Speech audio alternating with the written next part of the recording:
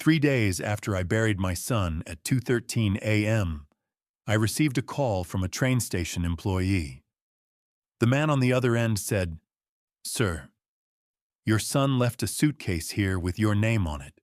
My chest tightened. I immediately drove through the fog to get there. Inside the suitcase, $50,000, cash, a map, a recorder, and a note with just a few shaky words. "Help me, Dad." I pressed play, and in that moment I uncovered a terrifying truth about my daughter-in-law. Welcome to the story. Before we continue, please subscribe and let me know in the comments, where are you watching from today? Please note that certain details and settings have been fictionalized to enhance your viewing experience and educational value. Any resemblance to real names or events is purely coincidental, but the message remains deeply important. The telephone didn't just ring at 2:13 in the morning.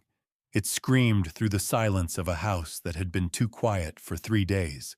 I am Clarence Whitfield, 68 years old, and for 30 years I stood at the center of the court's machinery as a federal clerk, filing the transcripts of human greed and folly.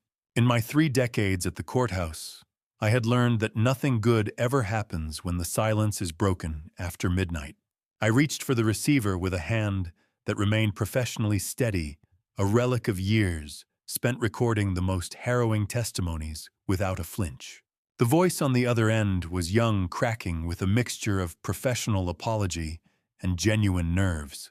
He identified himself as a night desk clerk at the Silveridge Freight Station, a sprawling industrial terminal on the humid outskirts of Nashville. He told me there was a high-priority delivery waiting for me checked in under the name of my son, Silas Whitfield. I felt a cold surge of adrenaline mask the lingering ache of grief. My son was an industrial safety inspector, a man of protocols and systems, but he had been dead for 3 days. I had watched the Nashville soil settle over his casket exactly 72 hours ago.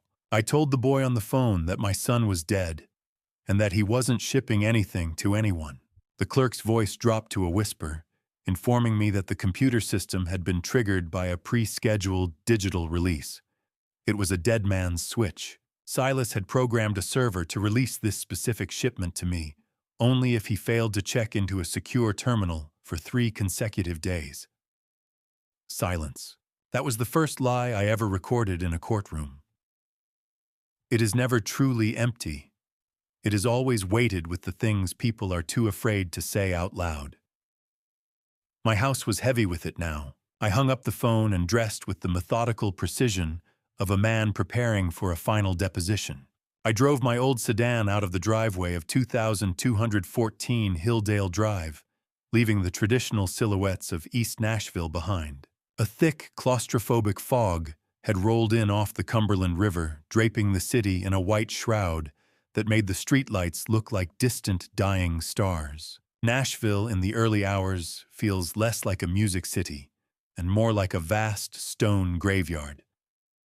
As I navigated the interstate, the rhythmic beat of my windshield wipers sounded like a countdown. I found myself reflecting on Silas. He was 41, a brilliant man who saw the world in logic gates and fail-safes. As a safety inspector, his job was to find the one loose bolt that would bring down the entire structure. I wondered with a bitterness that tasted like copper in my mouth how I had missed the loose bolts in his own life. I had seen him declining his hands, trembling as he touched his pocket watches, but I had accepted the narrative given to me by those around him. The fog wasn't just weather. It was a white shroud draped over the truth, waiting for me to peel it back. I had spent 30 years recording the facts so that others could judge the intent, and now the facts were being delivered to me from the grave. I reached the industrial outskirts where the warehouses stood like windowless giants. Silveridge Freight Station was a grim island of rusted iron and flickering yellow security lights. I pulled into the lot, the gravel crunching under my tires with a sound like breaking bone. The night clerk was waiting behind a reinforced glass partition, a jittery young man whose eyes kept darting to a large leather-bound suitcase sitting on the industrial scale behind him. He looked like he wanted to be anywhere else. I approached the counter, my posture straight, my expression the same unreadable mask I wore when filing federal indictments. I demanded to see the terminal logs. I wanted to see the exact second this delivery had been activated. The clerk hesitated, then turned his monitor so I could see the glowing green text of the system manifest. The trigger had been logged weeks ago, a dormant command waiting for the silence of a heart to set it in motion. It was Silas's handwriting on the digital scan of the release form, or at least a digital approximation of it. But it was the note in the condition for release field that caught my eye. It required a physical signature from the recipient before the automated locks on the suitcase would disengage. You learn to watch the hands when the mouth is moving. Right now, my own hands were steady. That should have scared me. It meant the court clerk was back on the record, and the father had been pushed into a locked room in the back of my mind. The clerk slid the manifest toward me, his fingers trembling slightly as they touched the paper. He told me the system had been pinging the station for the last hour, insistent and precise. I took my fountain pen from my coat pocket, the weight of the gold nib familiar and grounding. As I looked at the line where I was supposed to sign, I looked at the suitcase.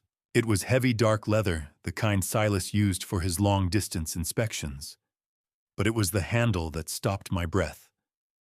Attached to the worn leather was a small hand-engraved brass tag. It didn't bear Silas's name or his home address. Inscribed in the metal was a string of 7 digits, 4928814. It was my own federal employee identification number, a code that hadn't been used since I retired from the court 5 years ago. My son hadn't just sent me a bag. He had addressed it to the only version of me he trusted to handle the truth. I stood at the Silveridge counter, staring at that leather suitcase, the industrial hum of the warehouse fading into the background. The suitcase wasn't just heavy. It vibrated with a faint rhythmic tick that I recognized from 1,000 hours spent at my workbench. I pulled the manifest toward me, my fountain pen hovering over the signature line like a needle on a lie detector test. The heavy leather suitcase sat on the industrial scale, its rhythmic mechanical ticking cutting through the hum of the warehouse. It was a sound I knew by heart, the steady, honest heartbeat of an antique movement. But here in this cold, industrial tomb, it felt like a warning.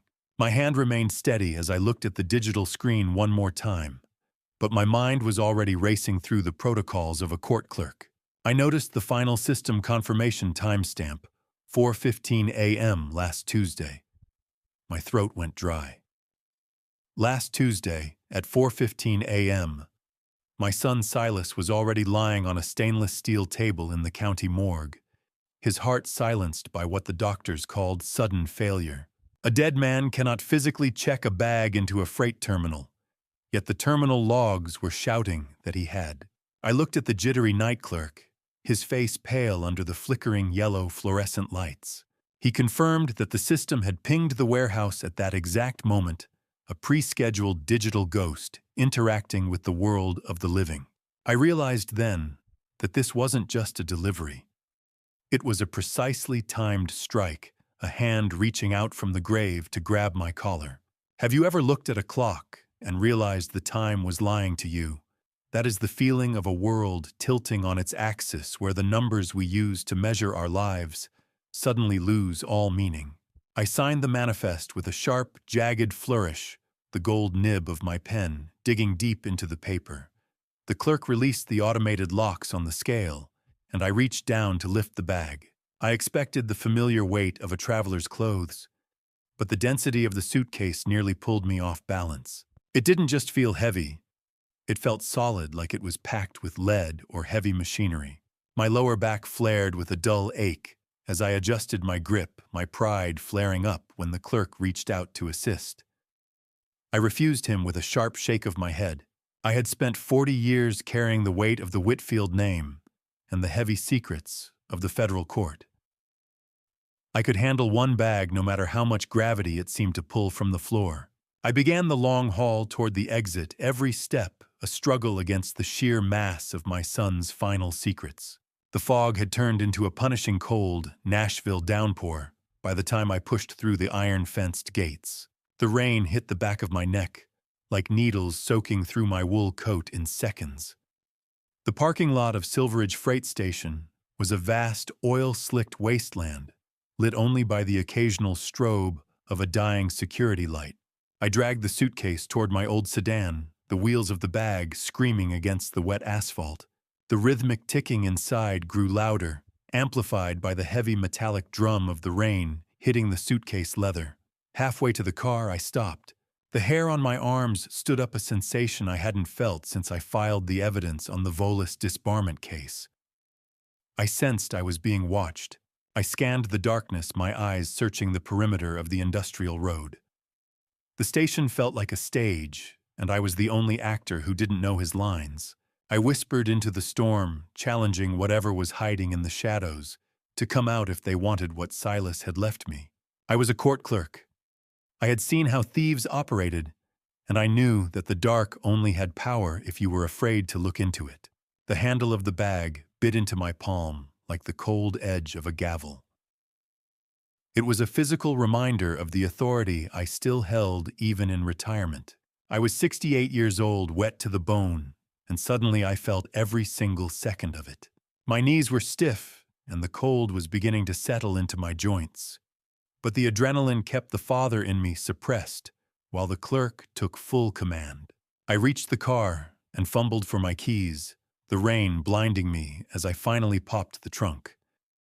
The automated condition for release that I saw on the manifest flashed in my mind again. It had required a physical biometric scan at the station kiosk at 4:15 a.m. My son's digital footprint, or perhaps his actual hand, had been used while he was dead to authorize this release. The implication was a cold knot in my stomach. Someone had been with him.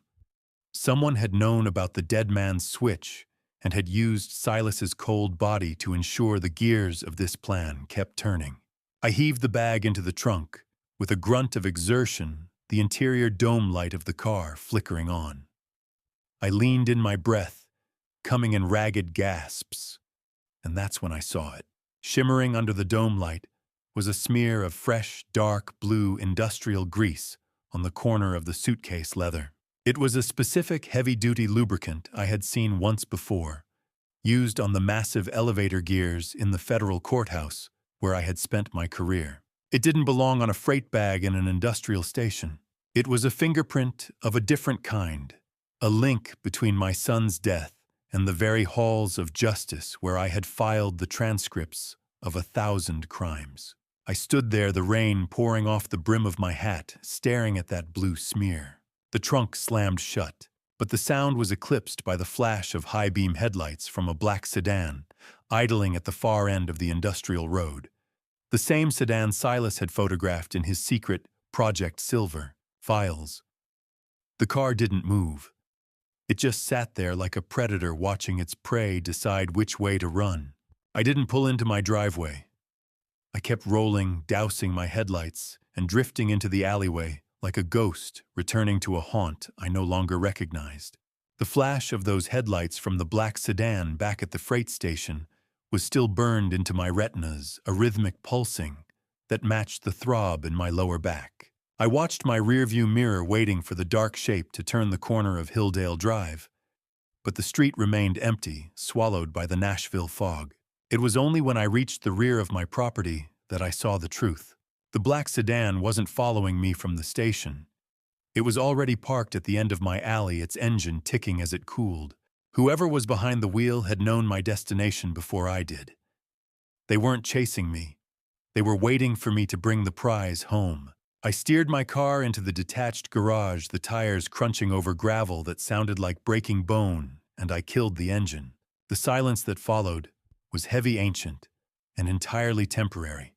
I stepped out of the car, hauled the leaden suitcase from the trunk, and moved toward the heavy oak workbench. My garage had always been my sanctuary, a place of machine oil, stale coffee, and the microscopic precision of watch gears. Now, as I threw the heavy deadbolt into place, I felt the vibration of the metal through my palm and realized the room had changed. Through a narrow, oil-smudged window, I could see the main house. A single blue light flickered in the living room, the unmistakable glow of a television. Rosalba was awake. For 30 years, this workshop had been a place where I created and repaired.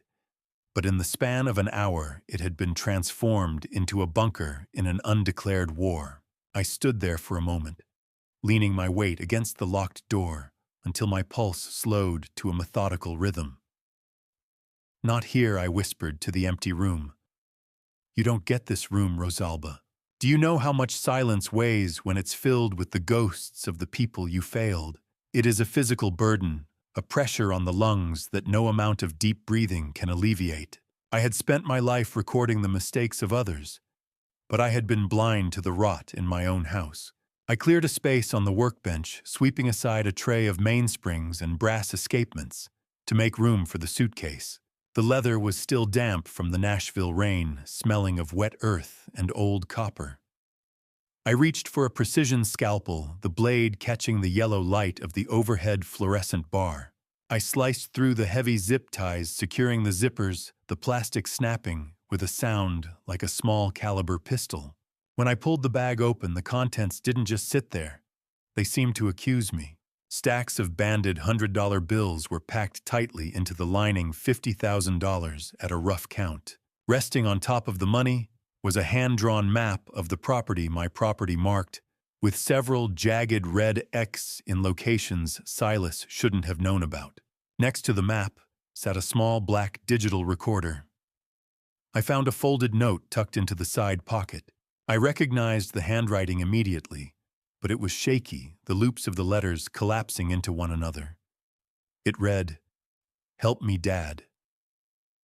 They think I'm already gone. 50,000. You were buying a way out, weren't you, Silas? Or maybe you were buying a way back in." The banded hundreds sat on my workbench like stacks of unfiled death certificates. In my years at the courthouse, I had seen men kill for a fraction of what was sitting on my oil-stained wood. My hands, usually as steady as a master clockmaker's, began to prickle with a cold, electric heat. Silas had been a safety inspector, a man who documented the hidden dangers in high-rise steel and bridge foundations. He saw the cracks before the collapse. This map, these red marks, they weren't just geography. They were an audit of a crime I was only beginning to perceive. I reached for the digital recorder. It was a standard professional model, the kind used by investigators to capture the subtle nuances of a confession. My thumb hovered over the play button. I am a man of the record. I believe in the transcript. I believe that once a thing is said, it belongs to the world and to the truth. I pressed play. The speaker hissed a grainy electronic sound that filled the workshop. It was the ambient noise of a kitchen, my kitchen. I heard the muffled clatter of silverware, and then the voices. Rosalba and Jet. Their tone was cold, stripped of the performative grief they had displayed at the funeral. They were discussing the logistics of documenting my mental decline, speaking with a business-like efficiency about bypassing the probate process. Jet's voice was the loudest, arrogant, and impatient. "If the old man doesn't break by the end of the month, he said Hunter says we move to the next phase." Rosalba's response was a quiet, chilling murmur. "He's already halfway there," she said. "He spends all day in that garage talking to gears." I listened to the sound of a glass clinking against the granite counter, the exact sharp chime that signaled a change in the medication I took every morning. They weren't just waiting for me to die. They were actively editing my final chapter. Listen closely. That clink you hear. That's the sound of a man realizing he's been sleeping in a den of vipers. The recording continued, but the names changed. They spoke of a consultant, a man who was guiding their legal maneuvers and ensuring the adjustments to Silas's accounts went unnoticed. Then a name I hadn't heard in years cut through the hiss of the tape. Hunter. "Hunter says the paperwork is ready," Jet said.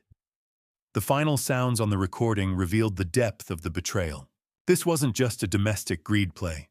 The Hunter they were consulting was Hunter Volis, the disgraced attorney I had personally helped disbar 5 years ago after I found the evidence of his systematic fraud. The gears of the world had turned, and the man I had cast out had found his way back into my home through the people I called family.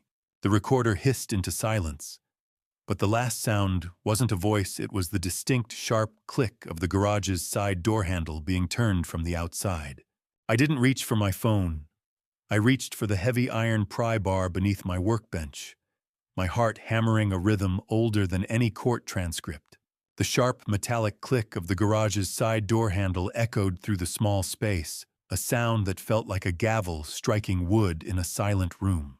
My son Silas was 3 days in the ground, and someone was already trying the locks on his past. I stood in the shadows, my breathing shallow and deliberate, watching the silhouette through the frosted glass of the side door. The handle turned again, insistent and hungry. I stepped forward, the iron bar cool and reassuring in my calloused palm. But before I could throw the bolt and confront the intruder, the shadow pulled away. Through the narrow, oil-smudged window, I watched a figure retreat toward the house, vanishing into the early morning Nashville mist, like a ghost returning to a haunt. I moved to the door and examined the frame. Tucked into the crease of the wood was a small black plastic cube no larger than a matchbox, a motion-activated recorder. It wasn't an entry tool. It was a tracker. Rosalba wasn't trying to break in. She was logging my life. She was building a timeline of my movements, documenting my hours in the garage to support the claim of my mental decline. "Testing the lock, are we?" I whispered into the cold air. "You'll find my gears aren't that easy to grind." I left the device where it was. In the courtroom, you never touch the evidence until the jury is watching. I crossed the yard, my boots soaking up the heavy Tennessee dew, and entered the main house through the kitchen. The air inside didn't smell like home anymore. The familiar scent of Silas's wood-shaving hobby and my own stale coffee had been scrubbed away, replaced by the suffocating cloy of expensive lilies and the sharp, clinical sting of ammonia bleach. I walked into the living room and stopped dead. It looked like a crime scene cleaned before the police arrived. Rosalba had spent the night stripping Silas's photos from the walls, the framed maps of his safety inspections, the candid shots of us at the lake all gone. In their place sat cold, modern furniture with sharp angles and gray fabric pieces that looked like they belonged in a high-end waiting room for a tragedy Silas hadn't finished writing. Rosalba Price stood by the hallway, with the practiced poise of a woman who knew exactly how much her mourning veil had cost her eyes, already scanning the walls for equity. She was 42, a woman of sharp features and sharper ambitions, who had been my son's wife for only 2 years. To me, she was a claims adjuster who had finally found a policy she could collect on. A house is a body. Last night they started the autopsy while I was still inside. I looked at the bare patches on the wallpaper where Silas's life used to hang. "Clarence, you look exhausted." Rosalba said, her voice a soft, manufactured melody of concern. I thought the house needed a fresh start to help us move on. I didn't return her smile. "It looks like a staging area for an estate sale, Rosalba," I replied. My voice was the one I used to read out federal indictments, quiet, authoritative, and utterly devoid of warmth. I moved past her, my eyes catching the visual contrast between the few remaining Whitfield portraits and the new empty mirrors she had hung to catch the light. She was erasing him in real time, and she expected me to thank her for the efficiency. I headed toward the back of the house, toward Silas's private study. I needed to see his desk, to touch the surfaces where he'd sat while he was still breathing. But the door was already open. Jet Price, at 22, moved through my house as if he'd already inherited it, his eyes constantly scanning for the next thing to trade for digital coins. He was sprawled in Silas's expensive ergonomic chair, his feet up on the mahogany desk. 2 massive curved monitors glowed with the frantic green and red lines of crypto charts, the cold, clinical blue light reflecting off his arrogant face. In the hallway, a large cardboard box was labeled "Trash" in thick black marker. Inside, I saw Silas's vintage safety inspection equipment, his brass calipers, his lead testing kits, the things that defined his professional life tossed in like scrap metal. "Don't worry, old man," Jet said without looking away from his screens. "I'm upgrading the vibe in here." That old gear was basically fossils anyway. I felt a surge of rage so sharp it made my vision tunnel. "That gear built the roof over your head, Jet," I said. I reached for the box, but Rosalba was suddenly there, stepping between me and the trash. "Have you ever seen a ghost replaced by a price tag?" That was the look in her eyes, a calculated assessment of what I was worth versus what I was costing her.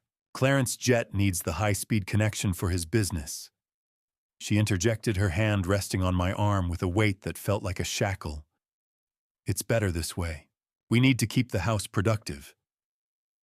She was effectively annexing Silas's inner sanctum, turning his legacy into a server room for her son's greed. I stood there outnumbered in the hallway of my own home, the heavy iron pry bar still a secret weight in the pocket of my coat. You learn to ignore the bark when you're looking for the bite. Jet was barking loud, but Rosalba, she was the one holding the leash. She was watching me, waiting for a flicker of the confusion she'd mentioned on the recording, waiting for me to stumble so she could call the doctors she had on retainer. I didn't stumble. I turned my back on them and walked toward the stairs, my mind already cataloging the counterstrike. The lock clicked shut on the office door behind me, and from behind the wood I heard Jet laugh, a sharp, jagged sound that matched the digital beep of a bank transfer being initiated on Silas's accounts. They thought they had occupied the territory. They didn't realize I was just clearing the field of fire. I didn't wait for the second bank transfer to beep. I was already halfway across the yard, the dew on the grass soaking my slippers, as I bolted for the only sanctuary I had left. Behind me, the heavy oak door of Silas's office had clicked shut with a finality that felt like a burial. Jet's jagged, youthful laughter had been the shovel hitting the dirt. As I reached the detached garage, my breath coming in ragged, shallow pulls, I realized the predators weren't just at the gates anymore. They were sleeping in the guest rooms and raiding the pantry. I threw the deadbolt, the metal clank echoing through the rafters, and leaned my forehead against the cool, oil-stained wood. The garage smelled of cedar shavings and industrial grease, a scent that had anchored my sanity for 30 years. Now it was a bunker. Through the small, high window, the main house looked like a stranger's property, its windows reflecting the morning sun with a clinical, unfeeling glare. I had to move. If Rosalba was tracking my movements, she knew exactly how much time I spent in here. Every minute wasted was a minute she spent tightening the noose. I moved with feverish precision toward the corner of the workshop, where the floorboards met the heavy concrete foundation. I had laid this tongue-and-groove oak back in '89, a time when Silas was just a boy asking to hold the hammer. Using a specialized watchmaker's lever, a tool designed for delicate precision, not brute force, I pried up a segment of the flooring. The wood groaned, but gave way. Beneath lay the dry, packed soil of the Tennessee earth. I took the suitcase heavy with $50,000 and the digital recording of my own planned demise and nestled it deep into the hollow. I smoothed the dirt, ensuring no evidence of the disturbance remained, and tapped the boards back into place. The seam was invisible. Even a magnifying glass wouldn't reveal where the floor had been breached. A secret is just a ghost that hasn't found a grave yet. I was burying mine under 3 inches of Tennessee oak. As I stood up, brushing the grit from my knees, I realized the irony of my situation. I had spent 30 years as a federal clerk, the guardian of the official record, and now I was officially suppressing evidence just to protect it from a greater theft. I changed into my best suit, a charcoal wool, that still carried the faint scent of the courthouse, and drove toward Church Street. The historic district of Nashville usually felt like home, but today, the brick facades seemed to be watching me with judgmental eyes. I pulled up in front of the Sinclair law offices, a place that smelled of old parchment and expensive leather, a scent that used to mean safety to me back when the law was something I filed rather than something I feared. Thalia Sinclair was 46, a litigator, whose reputation for dismantling false wills was well known among the courthouse regulars, her posture as stiff as a legal brief. She didn't offer me a smile as she gestured toward the mahogany guest chair. She offered me a chair and a glass of water. I sat feeling the cool, smooth texture of the desk beneath my palms. "I'm not here for a standard probate, Thalia," I said, my voice maintaining that quiet, authoritative clerk's tone, even as my heart hammered against my ribs. "I'm here because my house is being dismantled by a woman who didn't wait for the body to get cold." Thalia leaned back, her eyes sharp behind her designer frames. "Clarence, I've seen Rosalba's type before," she replied. "They don't just want the estate, they want the history erased." I presented her with the freight receipt and a copy of the handwritten note Silas had left me, but I kept the cash and the recorder a secret. In my experience, you don't show the jury your best evidence until you know which way the judge is leaning. Do you know how it feels to watch the law you worshipped turn into the weapon used to skin you alive? Thalia pulled up the initial filings on her monitor, the blue light reflecting in her glasses like a digital storm. Her face hardened as she scrolled through the documents. Rosalba hadn't just been busy, she had been surgical. She had already retained a high-priced firm known for what the industry calls aggressive asset relocation. But that wasn't the worst of it. Thalia stopped scrolling and looked at me with a pity that made my skin crawl. "They've already applied for a temporary guardianship, Clarence. They're claiming you're a danger to the estate's liquidity." The twist in my gut was physical. The application wasn't based on hearsay. It was backed by a predated medical evaluation signed by a doctor, Aris. It was the same physician Silas had mentioned in his secret notes, and the evaluation was dated 2 weeks before Silas actually died. They hadn't just planned his death, they had planned my obsolescence. "I've spent 30 years filing their lies," I said, my voice barely a whisper in the quiet office. "I think I can survive one more." But the walls of the legal system were closing in. Thalia explained that once the guardianship was granted, Rosalba would have total control over my finances, my home, and my ability to testify. I was being edited out of my own life. My hands didn't shake. 30 years of recording the worst of humanity will give you a heart of stone and fingers of steel. I stood to leave the weight of the coming war settling on my shoulders like a leaden cloak. As I reached the door, Thalia stopped me. Her eyes weren't just sympathetic anymore. They were terrified. "Clarence." "There's one more thing," she said. I checked the opposing counsel. The lead attorney is Hunter Volis. He's just been reinstated to the bar on a technicality. The man I had personally helped disbar 5 years ago was now officially the one trying to take my home. It was a power reversal I hadn't seen coming. The fox was back in the henhouse, and he had a law license. Thalia leaned in, her voice dropping to a warning hiss. "Don't go back to that house alone, Clarence. They aren't waiting for the court. They're waiting for you to make a mistake." I walked out into the bright Nashville sun, feeling like a marked man in the city I once served. Fear is a cold weight, but evidence is a sharp blade. And as I pulled into my driveway, I decided I was done being the victim of a story I hadn't finished filing. Thalia Sinclair's warning followed me like the scent of ozone before a storm, a static charge that made the hair on my arms stand up. I didn't look at the main house as I cut the engine. I knew the geometry of that porch by heart, and I knew exactly where Rosalba would be standing if she were watching. I moved with the steady, unhurried pace of a man who had nothing to hide, though my coat pocket felt heavy with the life insurance policy I had recovered from Thalia's files. I walked straight to the garage, the gravel crunching under my heels with a rhythmic finality. Upstairs in the house, I could hear the muffled, aggressive thump of Jet Price's music, a bass line that vibrated through the window frames like a dull headache. I ignored it. I stepped into my sanctuary, and through the heavy deadbolt, the sound of the metal latch seating home, providing the only comfort I'd felt all day. I was back among my gears and my oil, the only things in this world that still obeyed the laws of physics and truth. Let's see what you were trying to tell me, Silas, I whispered, reaching for the magnifying lamp on my workbench. I spread the insurance policy out on the scarred oak surface. The paper had a yellowed clinical texture, the kind of bond used by companies that expect their documents to outlast the people who sign them. I clicked on the desk lamp, and the smell of ozone from the warming bulb filled my nostrils, mixing with the sharp scent of machine oil. This wasn't just a new document. It was a deathbed amendment. As I scanned the fine print, the betrayal took on a physical shape. The amendment specifically removed me as a primary beneficiary, diverting the entire $1.8 million sum to Rosalba.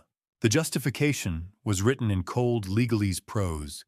It cited my supposedly diminishing mental state as the reason for the change, claiming I was no longer capable of managing such a significant estate. Ink never lies. People do, but the way a pen meets paper is a confession. In my 30 years at the courthouse, I had filed thousands of these confessions, and I knew how to read the pressure of a nib like a priest reads scripture. I pulled the magnifying lamp closer, the blinding white light reflecting off the fresh ink with a glare that made my eyes water. Under 10 times magnification, the signature Silas Whitfield stopped being a name and started being a crime scene. I leaned in my breath, fogging the glass for a second, before I adjusted my posture. I saw the hesitation marks, immediately tiny, jagged pools of ink where the pen had stopped moving, as Silas likely struggled for breath or consciousness. I compared it to a 2019 watch repair receipt he had signed for me. The letter forms were the same, yes, but the spirit was gone. The old signature was fluid, a single motion of a confident hand. This new one was a landscape of agony. The loops of the letters were collapsed, the pen pressure erratic, as if he were fighting a war against his own nervous system, just to finish the last stroke. You weren't just signing a form, Silas. You were fighting a war. The realization hit me in the solar plexus, a dull ache of heartbreak mixed with technical validation. He had been dying while they held the pen near his hand, forcing him to sign away my future, while his own was being snuffed out. The magnifying glass didn't just enlarge the letters. It turned my son's signature into a landscape of his final struggle. I moved the lens slowly, following the curve of the final D in Whitfield. There, caught in the dried black ink like a fly in amber, was a faint microscopic smudge of white powder. My pulse quickened, a steady drumbeat against my collar. I reached for a precision scalpel, my hands remaining as steady as the gears of a master clock. I carefully scraped the minute sample into a clean glass vial, the grit of the mysterious powder clicking against the glass. I recognized this pattern. I had transcribed medical malpractice suits, where this exact scenario played out: the use of concentrated substances to mimic heart failure, while leaving the victim just conscious enough to be manipulated. He was being forced to sign his own death warrant while his body was failing him. The rage that had been a slow simmer all morning finally reached a boil, but I kept it contained. I was a clerk. I knew that rage without evidence was just noise, but evidence without rage was a missed opportunity for justice. You think you know a person's handwriting until you see it dying on the page. I stared at the vial, then back at the signature. The law says this is a valid signature, I said to the empty garage, my voice quiet and authoritative. My eyes say it's a scream for help. I began to calculate the timeline. This policy had been signed only 48 hours before Silas's sudden heart failure. It was too perfect. It was a surgical strike against the estate. Then I saw the witness signature and the notary stamp at the bottom. My vision tunneled. The notary wasn't a stranger. The stamp belonged to the legal firm that Hunter Volis had just rejoined. It was a closed loop of corruption, a system designed to swallow a man's life and then file the paperwork to make it legal. I felt the rhythmic mechanical tick of the wall clock behind me, a sound that usually brought me peace, but now it sounded like a heart that was running out of time. I sat back, the weight of the technical truth pressing down on me. I had the proof, or the beginning of it, But Thalia was right. They were waiting for me to make a mistake. They wanted me to storm into the house to scream and wave this paper, to prove that I was the unstable old man they claimed I was. I wouldn't give them the satisfaction. I pulled the lens back, but the image of that shaky, broken S was burned into my retinas, right next to the shadow of Rosalba standing at the garage window watching me work. I didn't turn around. I didn't let my hands shake. I simply closed the vial and tucked the policy back into my coat, knowing that the record was finally starting to reflect the truth, even if the world wasn't ready to hear it yet. I didn't blink as I slid the insurance policy under a tray of rusted mainsprings, my skin crawling, as the garage door handle rattled with the rhythm of a predator's heartbeat. I barely had time to settle onto my stool and pull a loop to my eye before the side door creaked open. Rosalba Price entered carrying a porcelain tray with 2 steaming cups of tea. She was 42. A woman who wore her mourning black like a designer gala gown, and she was my late son's wife of only 2 years. She looked around my workshop with sharp, hungry eyes that seemed to calculate the resale value of every lathe and milling machine I owned. I feigned intense interest in the guts of a disassembled 1940s. Elgin my hands performing the familiar, mechanical dance of repair while my mind traced the jagged lines of the conspiracy I'd just uncovered. Rosalba set the tray down on a relatively clean corner of the workbench, the delicate chime of the porcelain against the wood sounding like a funeral bell. She claimed she wanted to check on me, but her gaze never stopped moving, scanning the shadows behind my storage bins. The tension in the small room was thick enough to choke on. She mentioned that the house was cluttered with old energy and that she had taken the liberty of hiring a professional shredding and disposal service. They were scheduled to arrive within the hour. At my age, Rosalba, I said, my voice as flat as a court transcript. The only thing worth hiding from is a bad memory. I didn't look at her, but I could feel her suspicion radiating off her like heat from a dying engine. The tea was cold. I knew because I watched her hands tremble as she poured it. She wasn't grieving. She was vibrating with greed. She told me she had already emptied Silas's safe deposit box at the bank, a revelation that hit me like a physical blow. It meant the archives hidden in the basement were the only paper trail I had left to prove Silas hadn't just died of a failing heart. I watched through the narrow garage window as a heavy industrial truck from Safeguard Shredding pulled into the driveway. Its mechanical maw began to grind with an ominous rhythmic roar that vibrated through the floorboards. Rosalba didn't waste time. She stepped out and began directing Jet Price, her 22-year-old son, from a previous marriage, to start hauling boxes from the house. Jet moved with a casual, disrespectful speed, tossing Silas's old safety logs and bank records toward the blue bins. I realized then that this wasn't a spring cleaning. It was an evidence execution. I had less than 30 minutes to save Silas's true voice before it was turned into gray confetti. The shredder sounded like a beast chewing on the bones of my family. Each mechanical crunch felt like a personal insult to the 30 years I'd spent filing the truth in federal cabinets. While Rosalba was distracted, arguing with the shredder driver over a line item on the invoice, I slipped out through the back door of the garage and stayed low behind the overgrown hedge line. I reached the back basement entrance, my heart hammering against my ribs with a physical strength fueled by pure adrenaline. I found the last 6 archive boxes Silas had marked with his private seal. I hauled them out 2 at a time, my muscles screaming at the unaccustomed weight. I knew Jet was coming back for the next load, so I acted with the frantic precision of a man swapping out a faulty gear. I dragged the real archives behind the shed and replaced them with 6 identical boxes filled with decades-old newspapers and water-damaged magazines I'd kept in the crawlspace. I finished the swap just as I heard Jet's heavy footsteps on the stairs. I ducked behind a stack of garden pots, watching as he hoisted the fake evidence with an arrogant grunt. "Heavy stuff, huh?" he called out to his mother.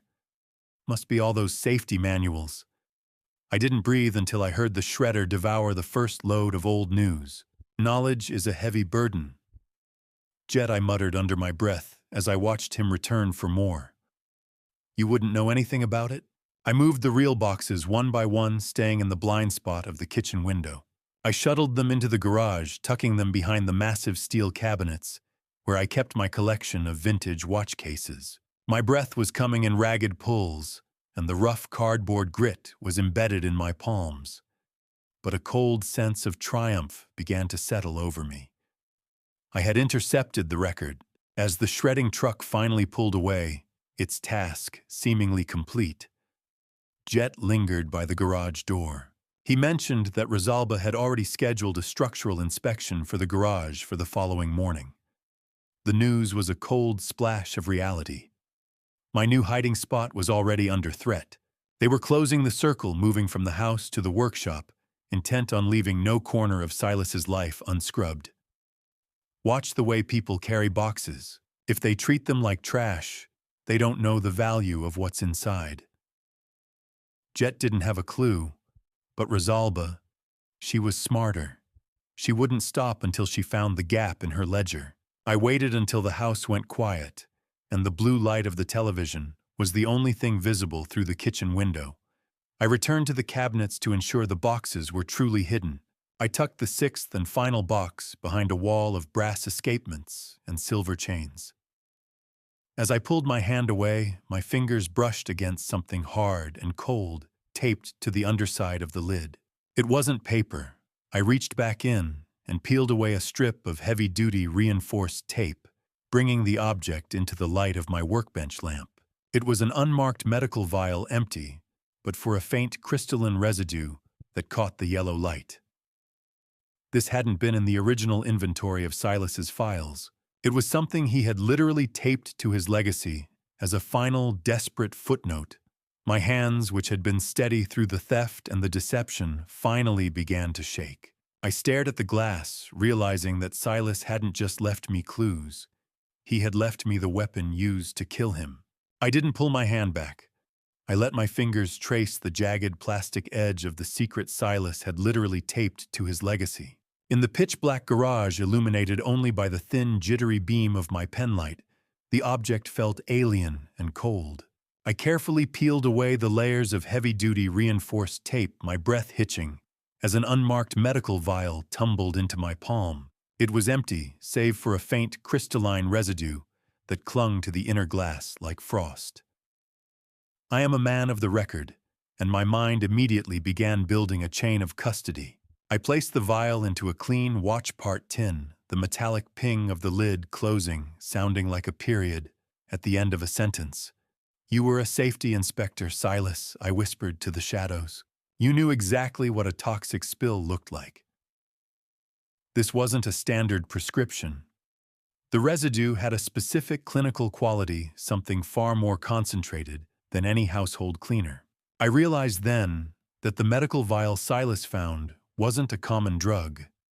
It was likely a concentrated form of digitalis, a substance typically restricted to intensive care units. This meant the source of the poison had professional pharmaceutical access. Silas hadn't just left me clues. He had preserved the weapon used to systematically dismantle his heart. Glass, so small it could fit in a child's palm, so heavy it could sink a whole family.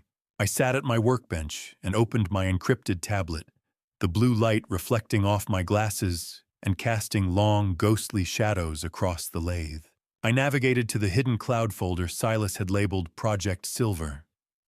It was a labyrinth of nested directories, a digital fortress built by a man who knew he was being watched. I found a subfolder containing high-resolution scans of grocery receipts, meal prep photos, and a spreadsheet titled Tuesday Tea. As I scrolled, a pattern emerged that made my blood run cold. Silas had started documenting his own heart-healthy routine shortly after he noticed his vision blurring in late December. December 22nd. I read, my voice cracking. That's when the shaking started. He wasn't just recording his life. He was filing an incident report on his own murder. He had logged every minor tremor, every instance of nausea, and every cup of tea he had been served. Silas's cloud drive was a digital cemetery, and I was the only mourner with a password. I felt a surge of paternal pride mixed with a devastating sorrow. He had known the end was coming, and he had spent his final strength ensuring the record would be accurate. I accessed the smart home system logs that Silas had mirrored to the cloud, bypassing the primary interface that Rosalba and Jet controlled. I cross-referenced the kitchen's smart fridge activity with the timestamps in Silas's medical log. The data was irrefutable. Every Tuesday and Friday at 11:45 p.m., the smart fridge door was opened and the Insta-Hot water dispenser was used for exactly 42 seconds. 42 seconds of hot water. Enough to steep a cup of tea. Enough to dissolve a life. But the most damning evidence was the IP address accessing the dispenser's manual override. It wasn't Silas's phone, and it wasn't Rosalba's. It was a ghost device on the network, a hidden MAC address that Silas had flagged with a red digital tag. Have you ever seen a clock run backward? That's what these logs felt like, unwinding the seconds until my son was still breathing, watching the silent, invisible hand move through my kitchen while we all slept. The ghost device hadn't just overridden the fridge. The logs showed it was used to disable the home's carbon monoxide detectors on the night Silas died. The cardiac arrest wasn't a natural failure.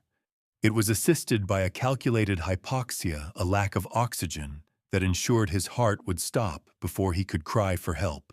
I felt a cold, calculated fury settle into my marrow. The technical precision of the attack was a mirror of Silas's own professional life, a dark parody of the safety standards he had dedicated his career to upholding. They had turned his own home against him, using the very systems meant to provide comfort and security to deliver a lethal dose of betrayal. I looked at the smart home confession on the screen, the lines of code glowing like embers in the dark garage. They thought they were invisible, I muttered. They thought a mask on a network was enough to hide from a man who spent 30 years reading the fine print of human malice. I realized that the structural inspection Jet mentioned wasn't about the building. It was about finding where Silas might have hidden the physical proof of this digital trail. I was running out of time, and my sanctuary was no longer a secret. I had to move the archives, and I had to do it before the sun came up and the inspectors arrived with their clipboards and their lies. I scrolled to the very bottom of the system log looking for any final breadcrumbs Silas might have left. My finger froze over the screen as a new file appeared, an auto-upload from the kitchen's hidden security camera that Silas had integrated into the smart hub. It was time-stamped 11:48 p.m. on the night of the final poisoning. The image was grainy, pixelated by the low-light sensors, but the subject was unmistakable. A figure stood by the counter, illuminated by the faint glow of the open fridge. The face was looking directly into the lens, a small, knowing smirk playing on the lips as a vial, the same vial I now held in my watch tin, was emptied into a floral ceramic mug. The face looking back at me wasn't Rosalba's. It was a face I didn't recognize, but the clothes were familiar, a dark blue industrial jacket with a patch I couldn't quite make out. I felt a jolt of pure shock. There was an accomplice, someone who had been inside my house moving through the shadows while I sat in the living room unaware. I zoomed in on the eyes looking for a name to attach to the monster. Identifying a murderer is one thing, but looking into the eyes of a man you once trusted while he prepares your son's final cup of tea is a betrayal that burns colder than any Tennessee winter. I sat in the dim glow of my garage, the grain of the security photo pixelating as I pinched the tablet screen to zoom. The figure by the kitchen counter became clear, stripped of the shadows that had protected him. It was Hunter Volis. I didn't just take your license 5 years ago, Hunter. I should have taken your freedom. The disgraced attorney was standing in my own kitchen, his hand steady as he manipulated the smart fridge override. This wasn't a random tragedy. It was a coordinated strike by a legal predator who had spent half a decade nursing a grudge against the court clerk who had documented his ruin. I discovered a secondary folder in Silas's Project Silver directory filled with telephoto shots of Rosalba and Volis meeting in a black sedan near the Davidson County Courthouse. The entry twist hit me with the weight of a gavel. The security photo wasn't from a hidden camera Rosalba knew about. It was captured by a motion sensor Silas had hidden inside a hollowed-out vintage clock on the mantle, a clock I had given him for his 30th birthday. You weren't just taking my son's life, Hunter. You were finishing a conversation we started 5 years ago. My son had known the wolf was in the house, and he had used the very tools of precision I taught him to ensure the wolf left a trail. I didn't waste time in the garage. I dressed in a suit that still felt like armor and drove to Eastland Avenue, a part of Nashville, where the old grit of industrial yards was being paved over by modern glass. Grant Henderson sat in a minimalist office on Eastland Avenue, a 58-year-old, with eyes like a tired hawk, who looked like he'd spent his life staring at things other people tried to hide. The office was a vacuum designed to suck the truth out of a lie until only the bones remained. There were no family photos on his desk, no personal effects on the shelves, just the hum of a high-end air conditioner and the bitter burnt smell of espresso drifting up from the shop below. Revenge is a debt that earns high interest. Hunter Volas had come to collect, and I needed a man who understood how to audit that kind of darkness. I presented the Project Silver findings, watching Henderson's cynical mask slip as he realized the scale of the conspiracy. He looked at the smart home logs and the photos of the black sedan with a slow, deliberate nod of his head. Grant Henderson, I asked, I'm told you're the man people hire when the law is too slow to listen. He leaned back, the old wooden floorboards vibrating under my heavy tread. Usually, he said, but I don't work for stories, Whitfield. I work for what's in the vault. Henderson's office was a vacuum designed to suck the truth out of a lie until only the bones remained. I reached into my inner pocket and pulled out the first stack of banded hundreds I had recovered from Silas's leaden inheritance. I placed the $5,000 on the cool, dry surface of his desk, like a challenge. The crisp, papery snap of the currency was the only sound in the room for a long moment. I didn't smile, and neither did he. You learn to trust a man who counts money without smiling. It means he knows the value of the work, not just the paper. There's 5,000 here, I told him, my voice carrying the quiet authority of the court record. Find out who Rosalba Price was before she met my son. Trace her medical and insurance history back to Georgia. Henderson's hawkish eyes reflected the green of the bills as he outlined the financial trace he would perform on Volas's newly reinstated law firm. For $5,000, I'll find out what she ate for breakfast the day she was born. He replied, his fingers already hovering over a keyboard that looked as worn as his expression. He was a professional, a man who lived in the shadows of others, and for the first time since Silas died, I felt the gears of a counter-strike beginning to turn with a technical precision that even my son would have respected. I stood up to leave the cold air of the office, a sharp contrast to the humid Tennessee afternoon waiting outside. I had made my move, but as I walked toward the door, a sense of professional vigilance kept my eyes on the street below.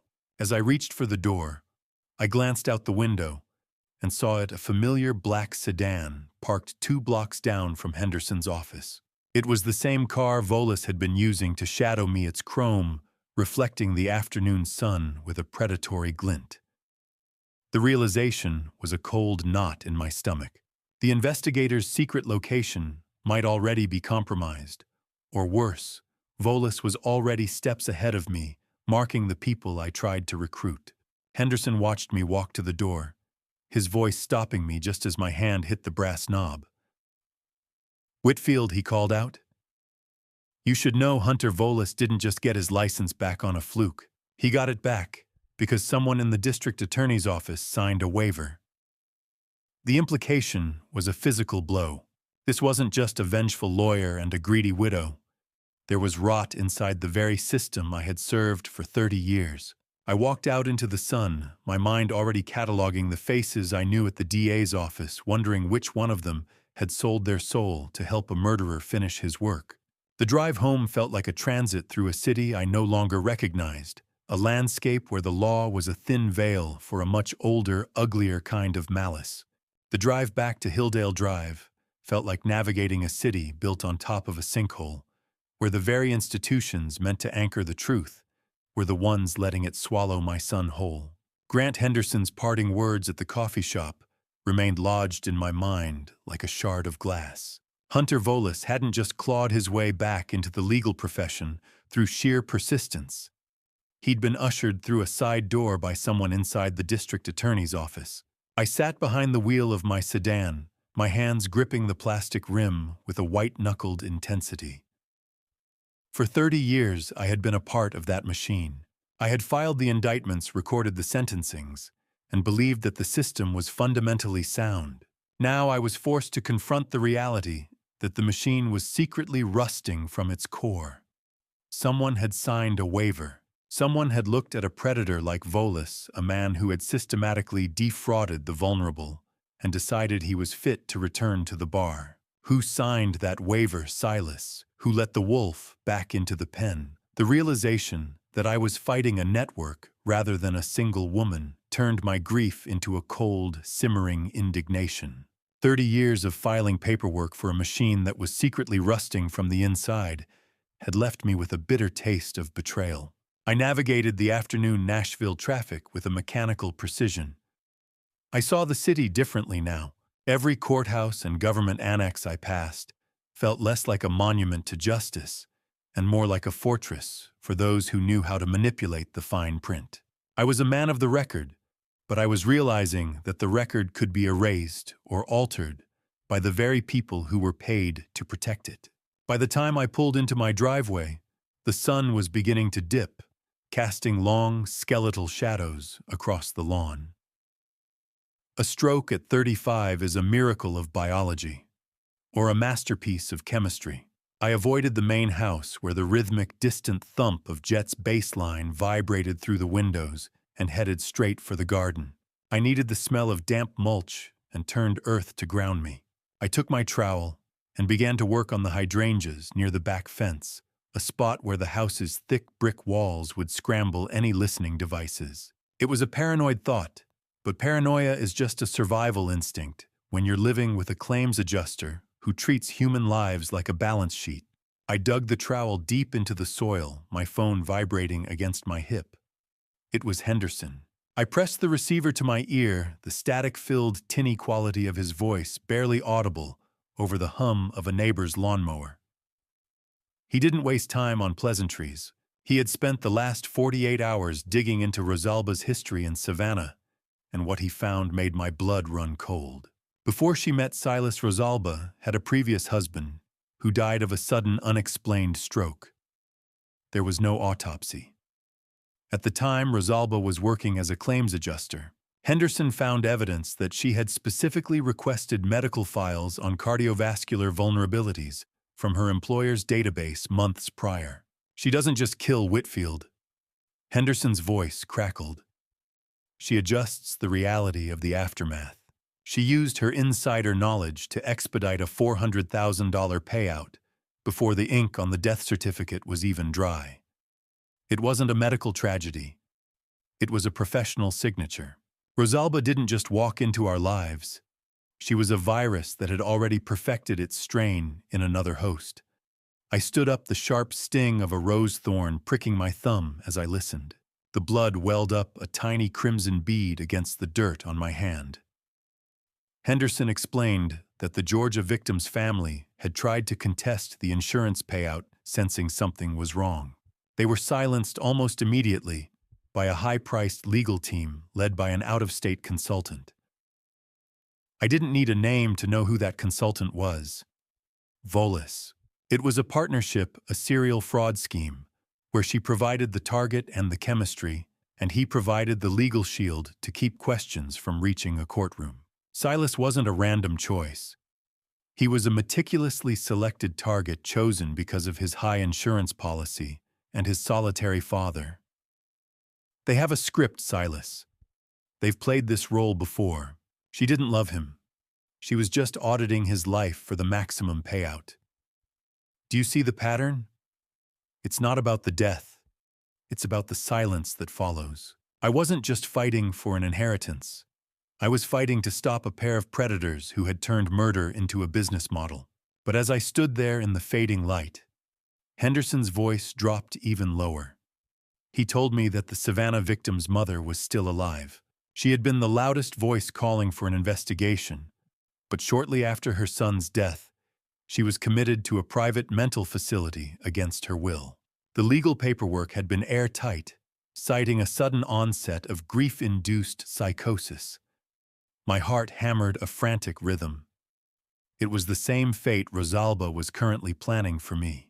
The temporary guardianship, the medical evaluation, it was all part of the same playbook. They didn't just want the money. They wanted me locked away, where I couldn't testify, where my words would be dismissed as the delusions of a senile old man. They were preparing to cut out my tongue, silencing the only person left who could still identify the cracks in their perfect crime. I looked up from the dirt to find Rosalba watching me from the porch, her smile as fixed and artificial as the flowers she'd brought into the house to replace Silas's living plants. The blinding afternoon sun reflected off the porch windows, making her look like a shimmering, translucent specter. She waved at me a slow, mocking gesture of domesticity. She knew I was out here talking to someone. She knew I was digging. But she also knew that as long as I was under her roof, she held the keys to the kingdom.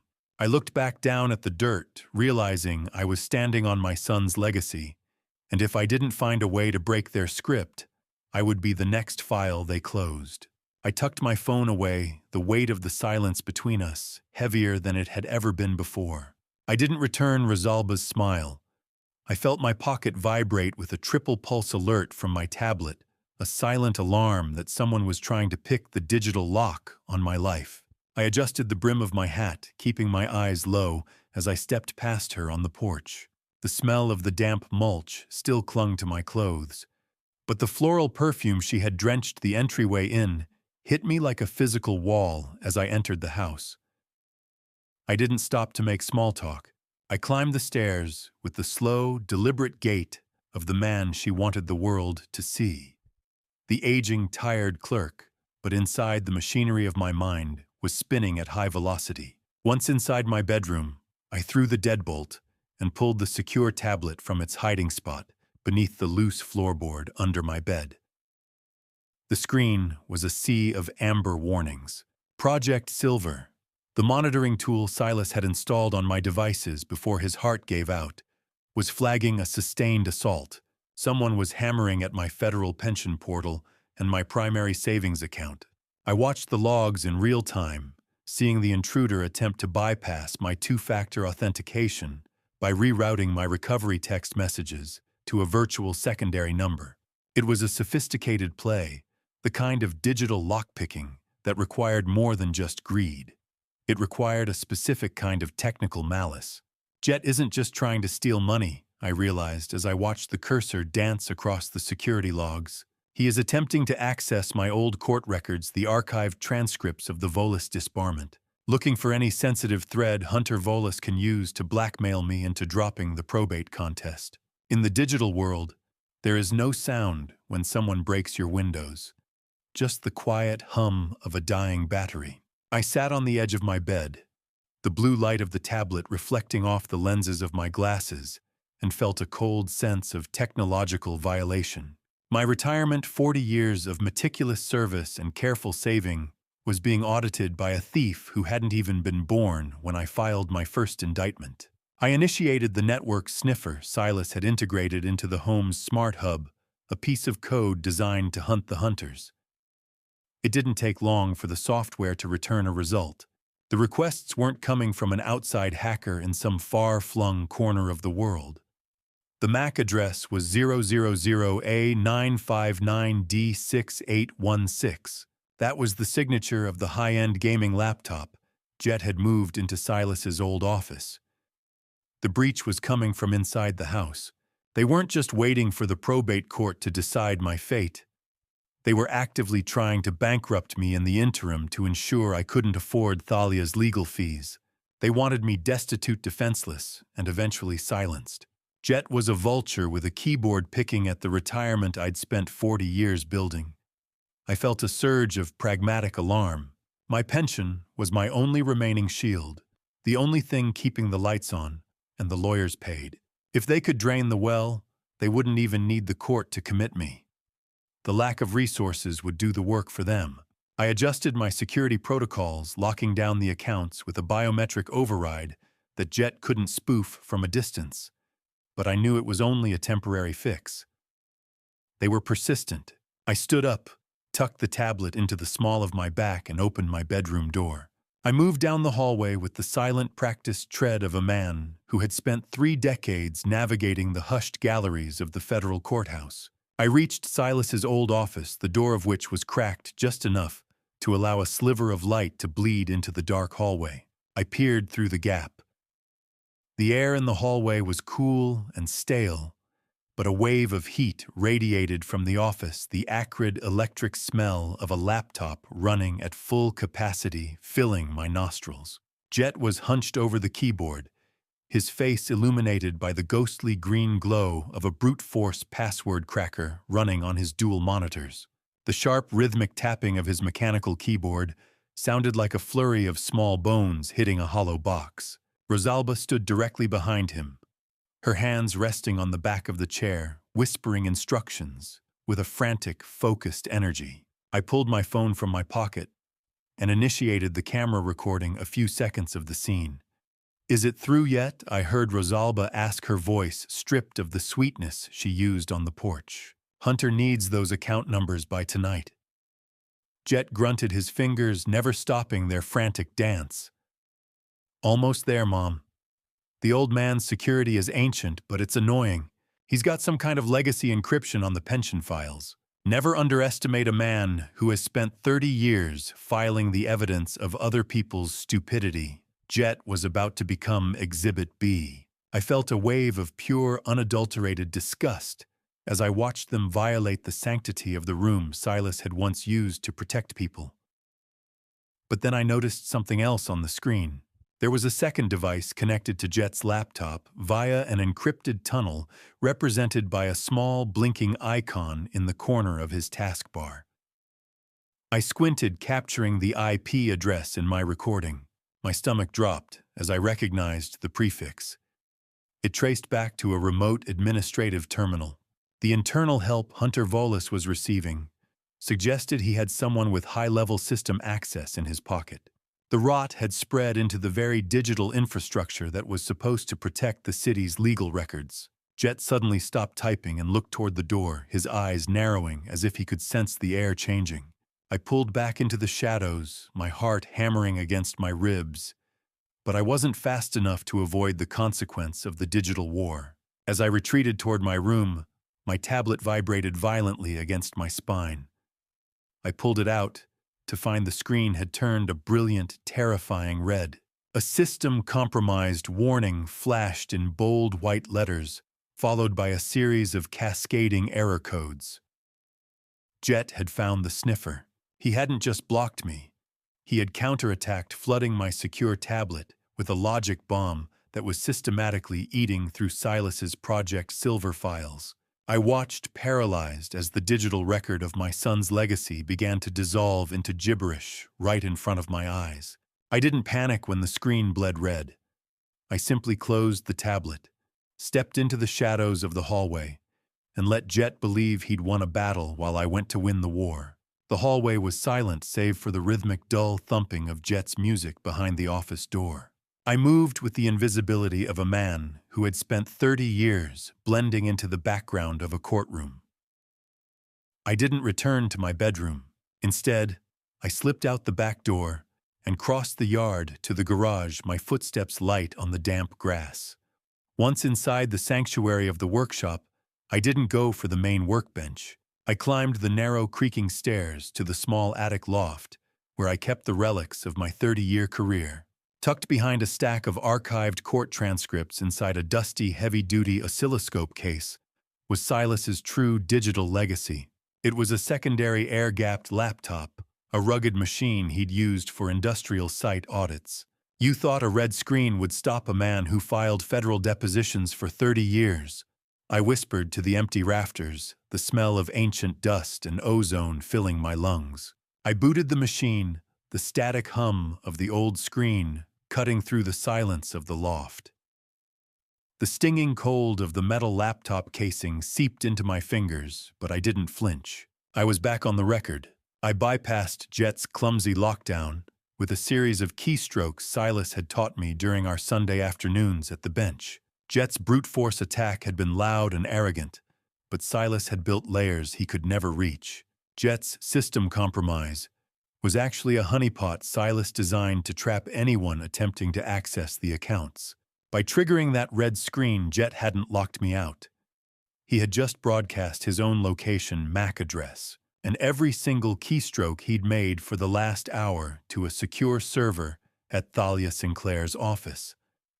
I accessed a deeper directory of Project Silver and found a file titled medical_audit.log.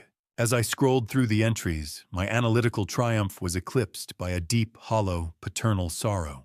Silas had meticulously recorded every instance of brain fog, every hand tremor, and every bout of nausea. He had correlated them with the dates and times of his Tuesday morning teas. He knew I realized my chest tightening until it hurt. He knew the tea was the delivery system, and he'd kept drinking it just to ensure the evidence would be undeniable. Yellow vision. That's how the world looks when your heart is being turned into a stuttering engine. Silas described the sickening golden tint that washed over his world. In the final weeks, a classic symptom of digitalis toxicity I recognized from transcribing a dozen medical malpractice suits. February 14th. Vision is tunneling the log red. The digital script was getting progressively more erratic, the letters leaning and breaking.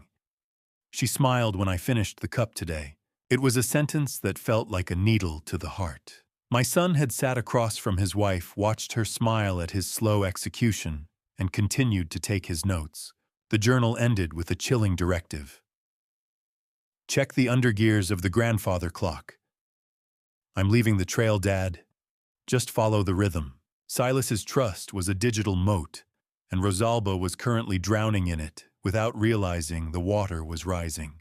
I dug deeper into the hidden subdirectories, navigating past encrypted walls that required my own thumbprint on the laptop's sensor. What I found next wasn't just evidence of a crime. It was a masterpiece of financial defense. Silas had created a fully executed, irrevocable trust 6 months prior to his death.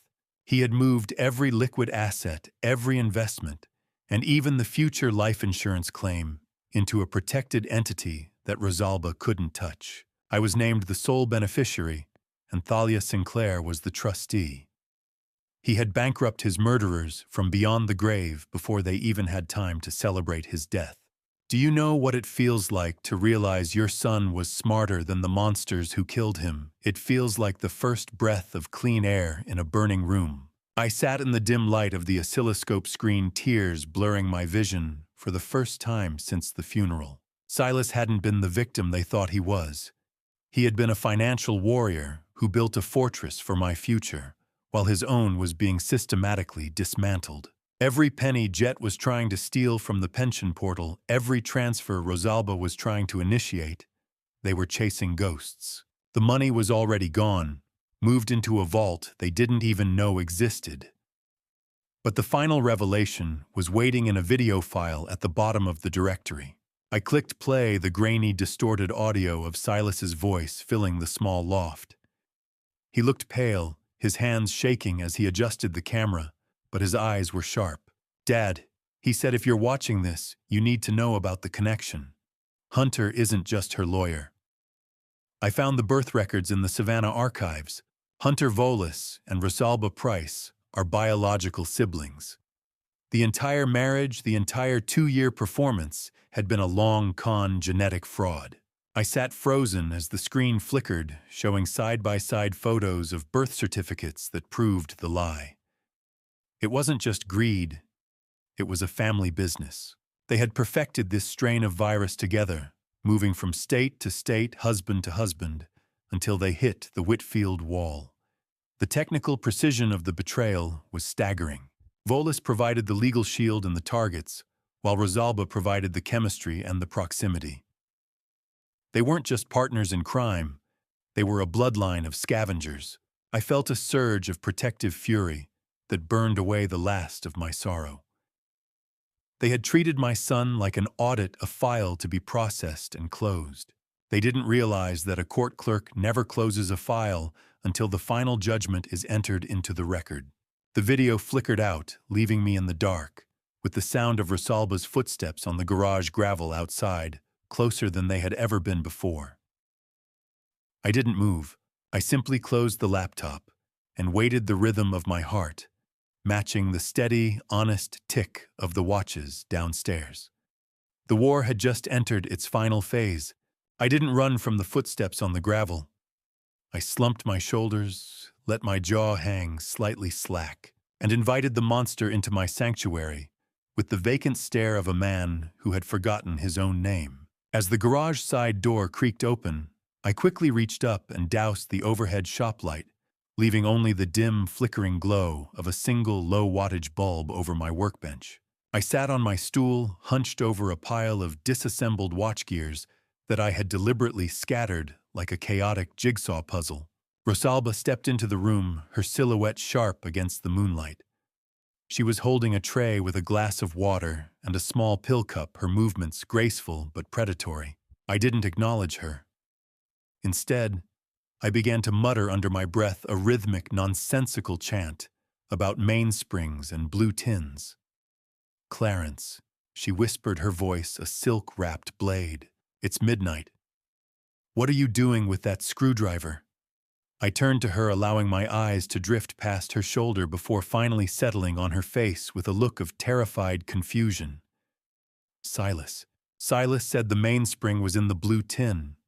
I stammered, my voice thin and wavering. Or was it the red one? I can't find the red one, Martha. I watched from the corner of my eye as her expression shifted. The suspicion that had defined our interactions for weeks began to melt into a cold, gleaming satisfaction. She believed the rot had finally set in. Have you ever played a part so well? You almost started to believe the lie yourself.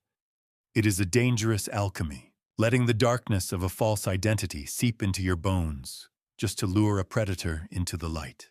I allowed her to lead me back to the house, shuffling my feet with a heavy, uncoordinated gait. I didn't resist. When she placed the medication on my tongue, I had already practiced the art of pocketing the pill behind my molar with the precision of a court clerk filing a sensitive document. The next morning at the breakfast table, the performance continued. I sat staring at the coffee maker, a machine I had used for 20 years, acting as if it were a strange piece of alien technology.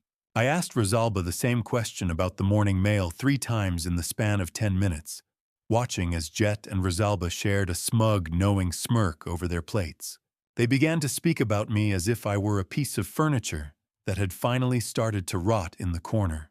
"We'll have Dr. Aris come by on Wednesday," Rosalba said, her voice devoid of any warmth. "He's already seen the baseline notes from the last evaluation." Jet nodded, his eyes fixed on his phone. "Good. The sooner we get the signature, the sooner we can clear out this junk and get the listing active."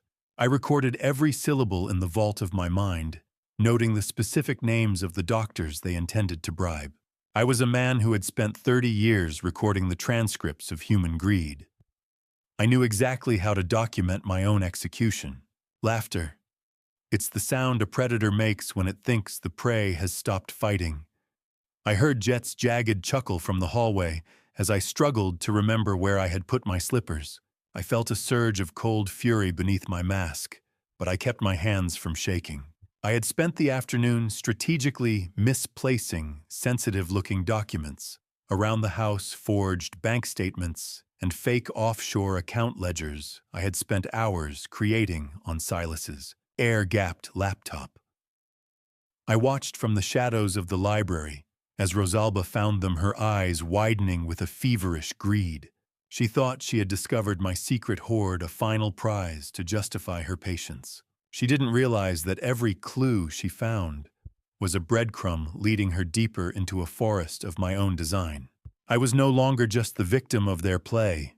I was the director of their final act.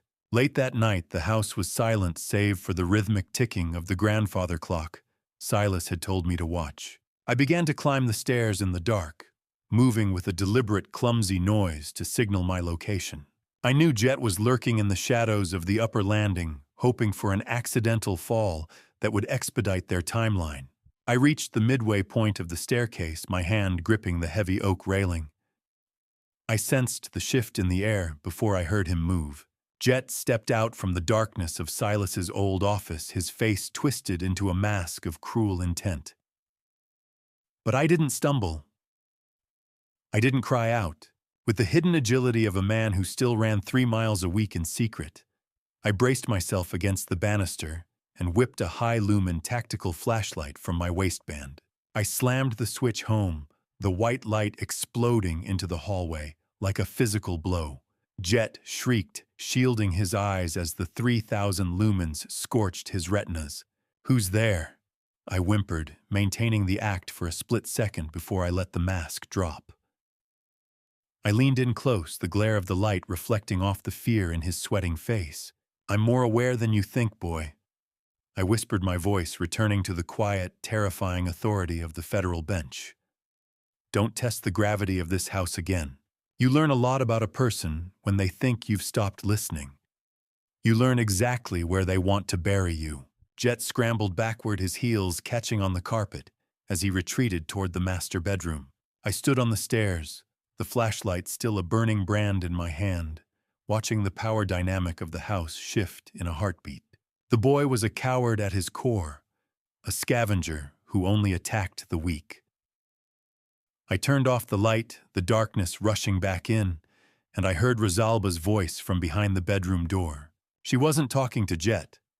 She was on the phone, her tone sharp and businesslike. "Yes, 2 seats," she said. "One way to Grand Cayman. Book it for the 16th. That was the day after my scheduled medical exam. The dates were set. The flight was booked. I stood in the dark hallway, listening to the distinct sound of a heavy metal safe being dragged across the floorboards in Silas's office, a sound that shouldn't have existed in this house. The vultures were already trying to move the remains, but they didn't realize the record wasn't closed yet. I adjusted my tie in the courthouse mirror, not looking at the tired old man in the reflection, but at the ghost standing right behind him, demanding the truth be dug out of the Tennessee dirt. My hands, despite the early hour, were as steady as a master watchmaker's. I had spent 30 years inside this building, filing the transcripts of other people's tragedies, but today, the ink on the docket felt personal. As I entered the courtroom, I maintained my vacant, slightly confused stare, the mask of the senile father that Rosalba and Hunter Volis had come to rely on. Thalia Sinclair sat at the petitioner's table, her posture a vertical line of professional defiance. Behind her, Hunter Volis in his mid-30s with a well-fitted suit and the practiced confidence of a man accustomed to controlling rooms, acknowledged the judge with a careful, deceptive nod.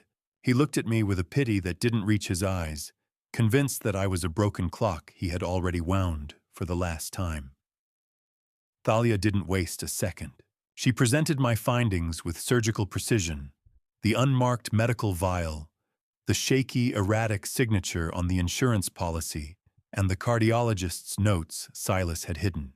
Volis attempted to suppress the garage recordings, citing privacy violations and illegal eavesdropping. But Judge Morris remained unmoved. Since the recording was captured by a pre-installed, disclosed home security system during the commission of a felony, specifically home invasion and attempted arson, she ruled the evidence fully admissible. In Tennessee, the right to privacy does not extend to a man holding a gasoline jug in someone else's sanctuary. She wasn't looking at Volis. She was looking at the digitalis levels mentioned in the draft emails Silas had never sent. "The law doesn't care about your opinion of his age, mister," Volis the judge remarked, her voice like grinding stone. "It cares about these medical inconsistencies." The turning point wasn't just my testimony. It was the Project Silver drafts Thalia presented, unsent emails Silas had addressed to the medical examiner's office detailing his symptoms. These dying declarations, provided the probable cause Judge Morris needed to override the probate stay and order an immediate forensic exhumation. To the visible shock of the opposition, she signed the order. Silas was coming home. Delusion is a convenient word for people who are afraid of the truth. It is a shield used by those who prefer the comfort of a lie to the cold weight of a fact. I sat in the second row, watching Volus's face drain of color as the reality of the exhumation order set in. I realized then that Rosalba's team had been so confident in my decline that they hadn't properly prepared for a technical counter-assault. They had even tried to have Silas cremated immediately after his death to erase the biological record. But Silas, always 3 steps ahead, had secretly filed a hold order with the funeral home months prior. The machine was moving now, and no amount of legal maneuvering could stop the dirt from being turned. I stood at a distance in Nashville Memorial Gardens as the clock struck midnight. The air was cold and damp, smelling of wet grass and the metallic tang of the heavy machinery. Under the harsh glare of work lights, the forensic team began the somber task of disturbing Silas's final rest. The rhythmic thud of the machinery was the only sound in the cemetery. A heartbeat returned to a place of silence. Garrett, a lead investigator for the DA's office, carried himself with a quiet decency that suggested he valued facts over narratives. He stood beside me, his coat collar turned up against the wind. "I'm sorry we have to do this, Mr. Whitfield," he whispered. I didn't look away from the grave. "Don't be sorry, Garrett," I replied. "He's been waiting for this for months. He needs to tell his side of the story." The cemetery was a library of silenced stories. I was here to check one back out. I felt a profound sense of duty, a heavy, somber resolve that this clinical intrusion was the only way Silas's voice would ever reach a jury. Weeks of silence followed a period of agonizing anticipation, where I had to maintain my performance at the dinner table while the lab technicians dismantled Silas's tissue. I watched Rosalba and Jet seeing the cracks in their composure. They were jumping at shadows, their Cayman flight looming like a deadline they could no longer meet. Finally, the call came. I met Garrett in my garage, the air heavy with the smell of machine oil and the sharp, stinging scent of chemical reagents clinging to his jacket. He handed me a folder, the white paper crisp and clinical against my calloused fingers. Numbers don't lie. Chemicals don't have agendas. For the first time, I had an ally that couldn't be bribed. Before I reveal the detail in the report that changes everything. "Are you still holding on to this story with me?" comment loner. If you think Rosalba acted alone or network, if you think the conspiracy is larger, and add one short reason why. Because once you hear this, you can't unhear it. Please note what follows contains recreated details for narrative purposes. The message is what I hope stays with you. It wasn't a heart attack, Clarence Garrett said, his voice echoing in the rafters. It was a chemical execution. The toxicology report confirmed that Silas's system contained lethal, sustained concentrations of digitalis. The levels were inconsistent with any prescription he had ever been given. It was the smoking gun, the chemical proof of the murder Silas had recorded in his journal. But as I traced the lines of the report, my vision tunneled. There was a second substance listed, a rare metabolic booster. I knew enough from my years in the court to realize this was a masking agent, something designed to disguise the digitalis in a standard, less rigorous autopsy. I held the report against my chest, feeling a cold vindication that tasted like ash. Silas was right all along. He had documented his own murder with the precision of the safety inspector he was. But as Garrett walked back to his car, he stopped and turned to look at me. Turned out Henderson hadn't directly purchased the toxin. He had used his investigator's credentials to intercept Silas's pharmacy records and destroy them, replacing the digital trail with a benign metabolic booster that would mask the digitalis in a standard blood screen. He wasn't just a double agent for cash. He was a professional cleaner who thought he could sanitize a murder for a high enough fee. My breath caught. My own investigator, the man I had paid with Silas's hidden cash, was the one who had provided the veil for the poison. Betrayal is a bitter pill to swallow, but I've spent 30 years recording the after effects of broken trust. I wasn't going to let Grant Henderson's greed be the final entry in my son's ledger.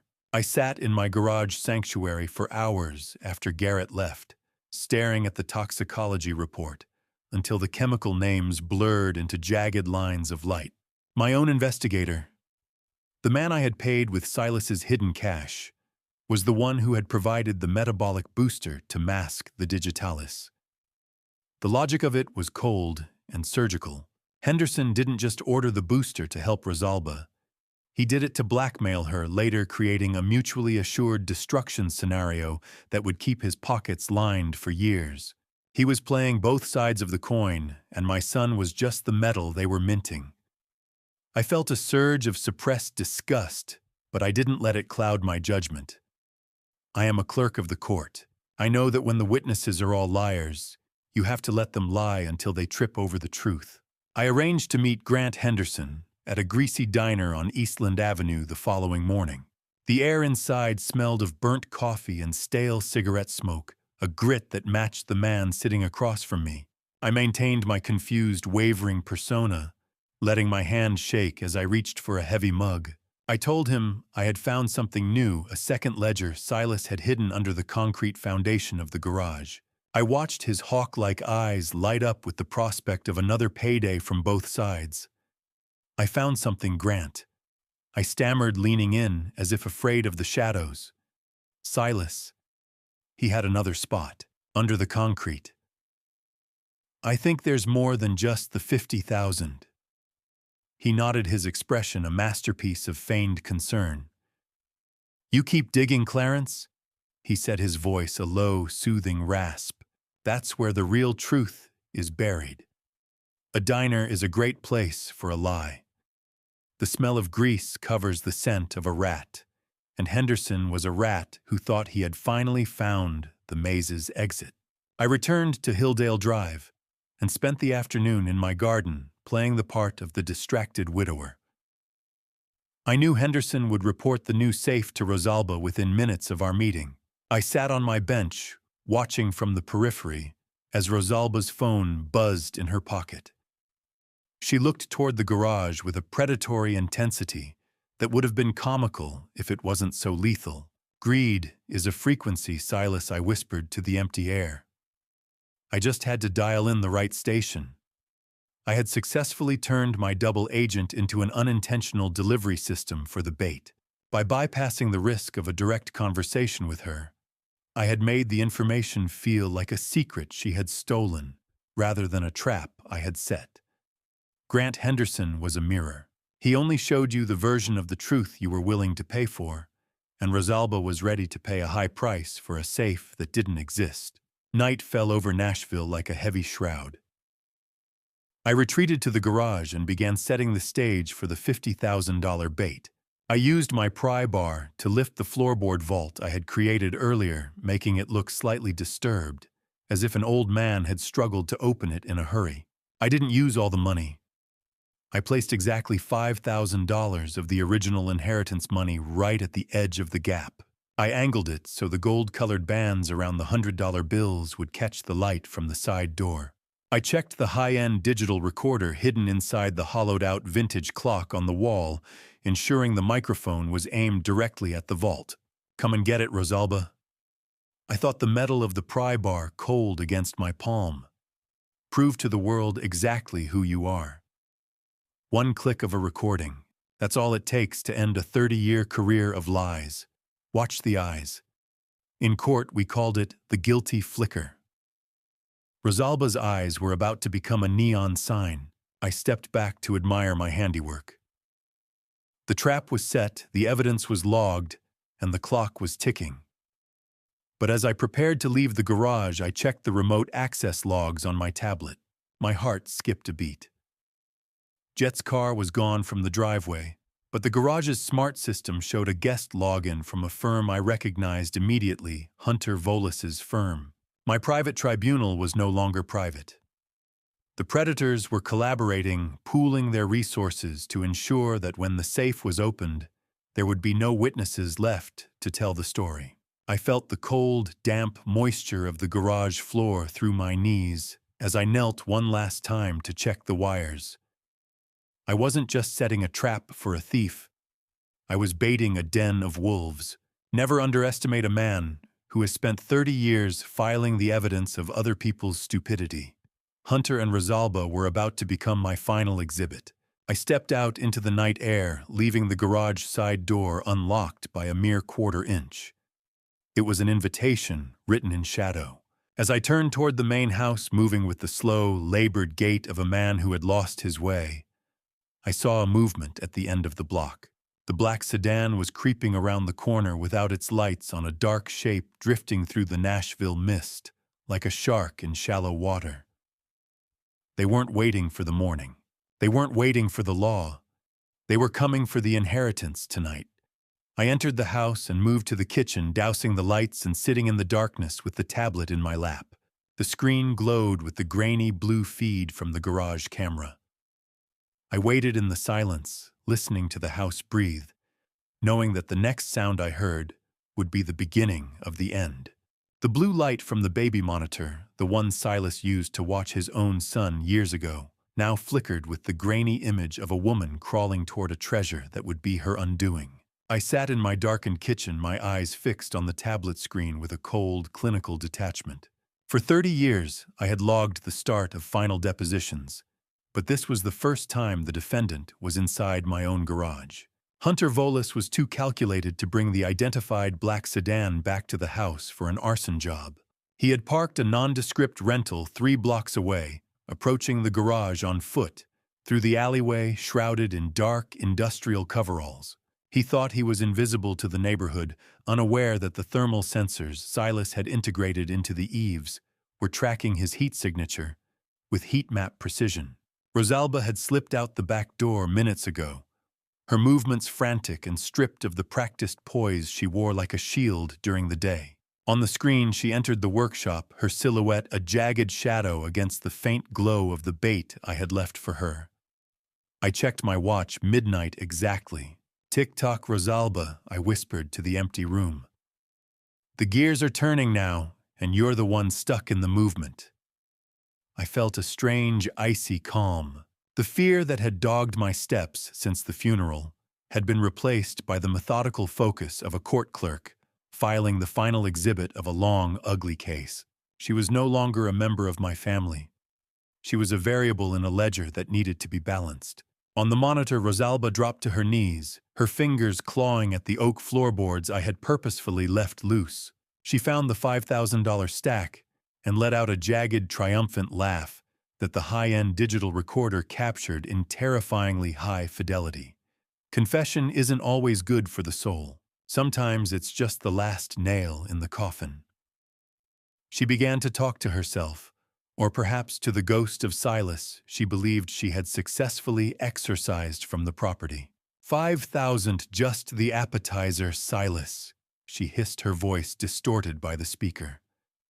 You always were a small-minded man.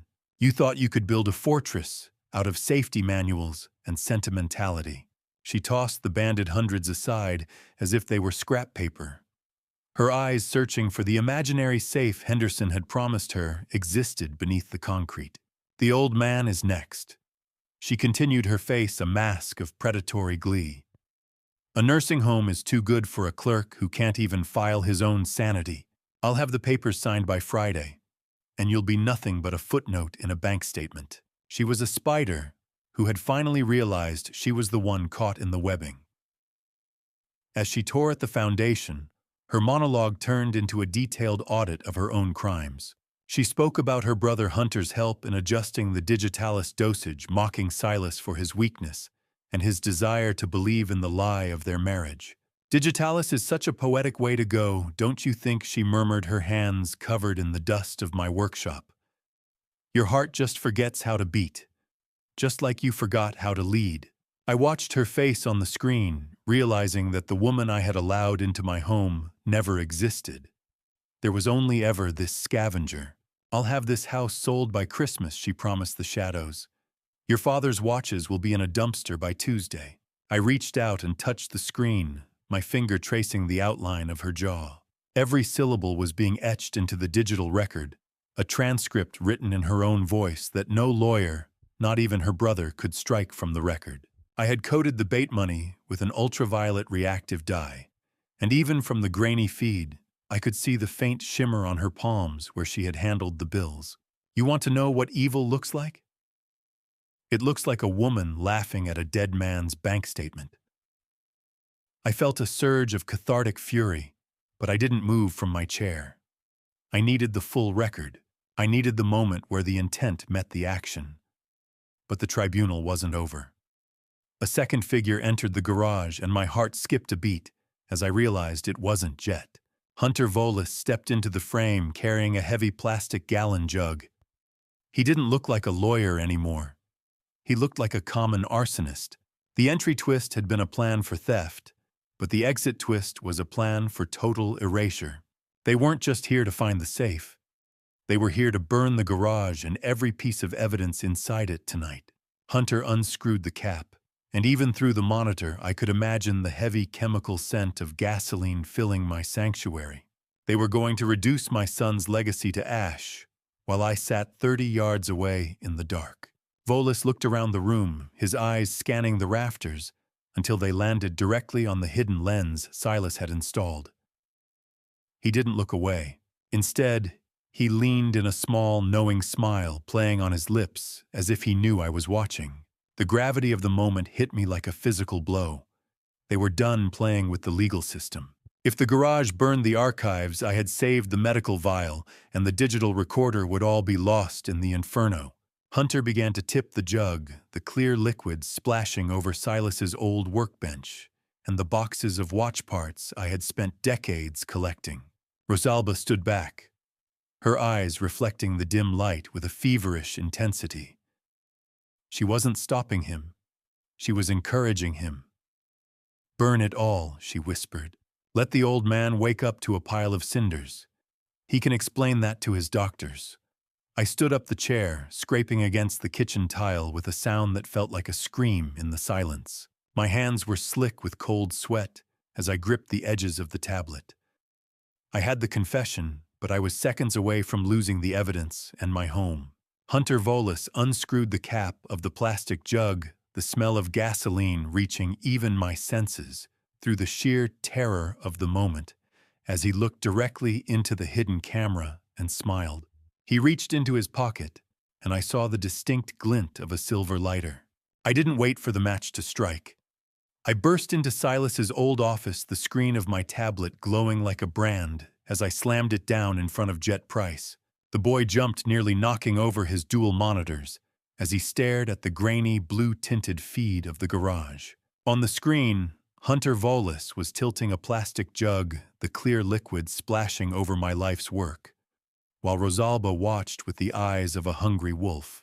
Jet turned ghost white, his jaw dropping, as he saw his mother and Hunter preparing to commit arson. I didn't give him a chance to find his voice.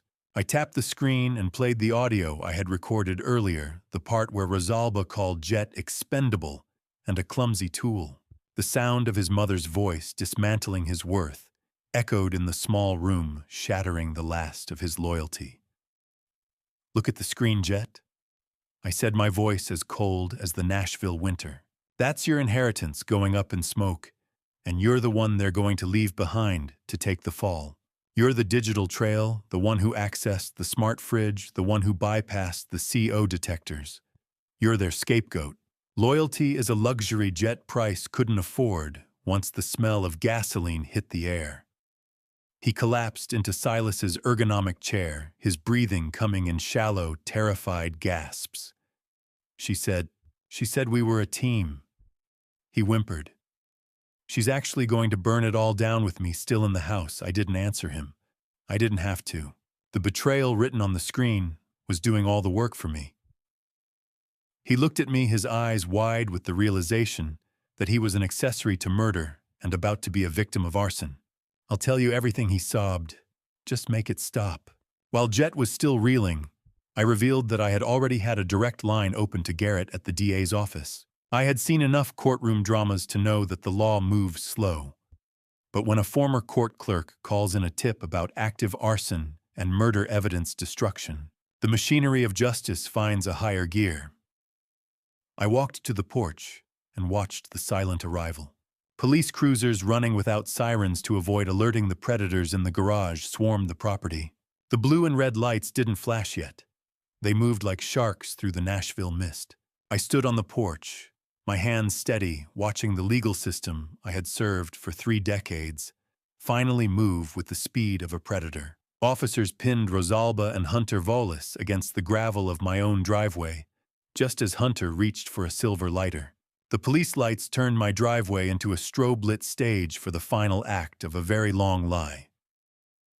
"Drop the lighter, Volis hands, where I can see them," the sergeant shouted. I watched from the shadows of the porch as Rosalba's face contorted.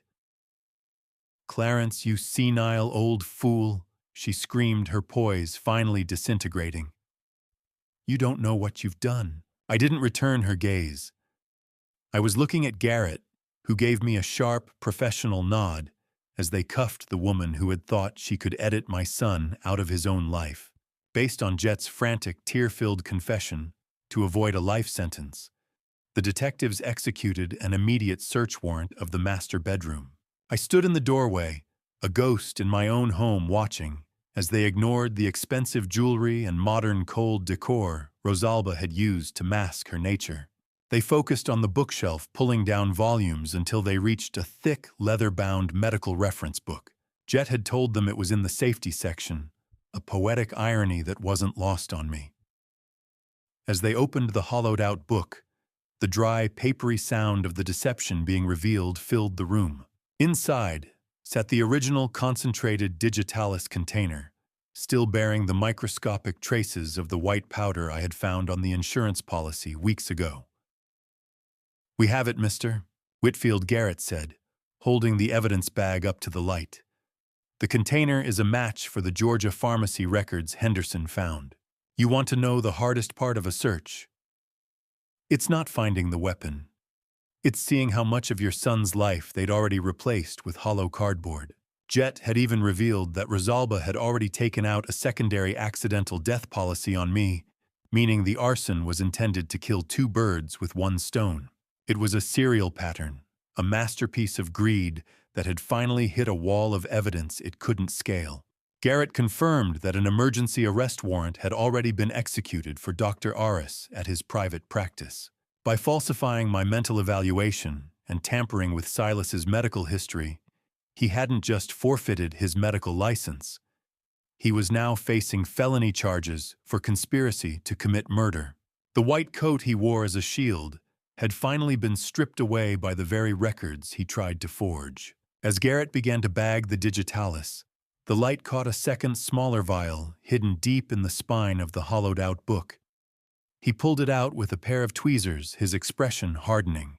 This one had a small hand-printed label with my name on it and tomorrow's date. It was a chilling confirmation that my time had been measured in drops of liquid. My heart didn't race. It slowed to a methodical, cold beat. I was a man of the record, and the record was almost complete.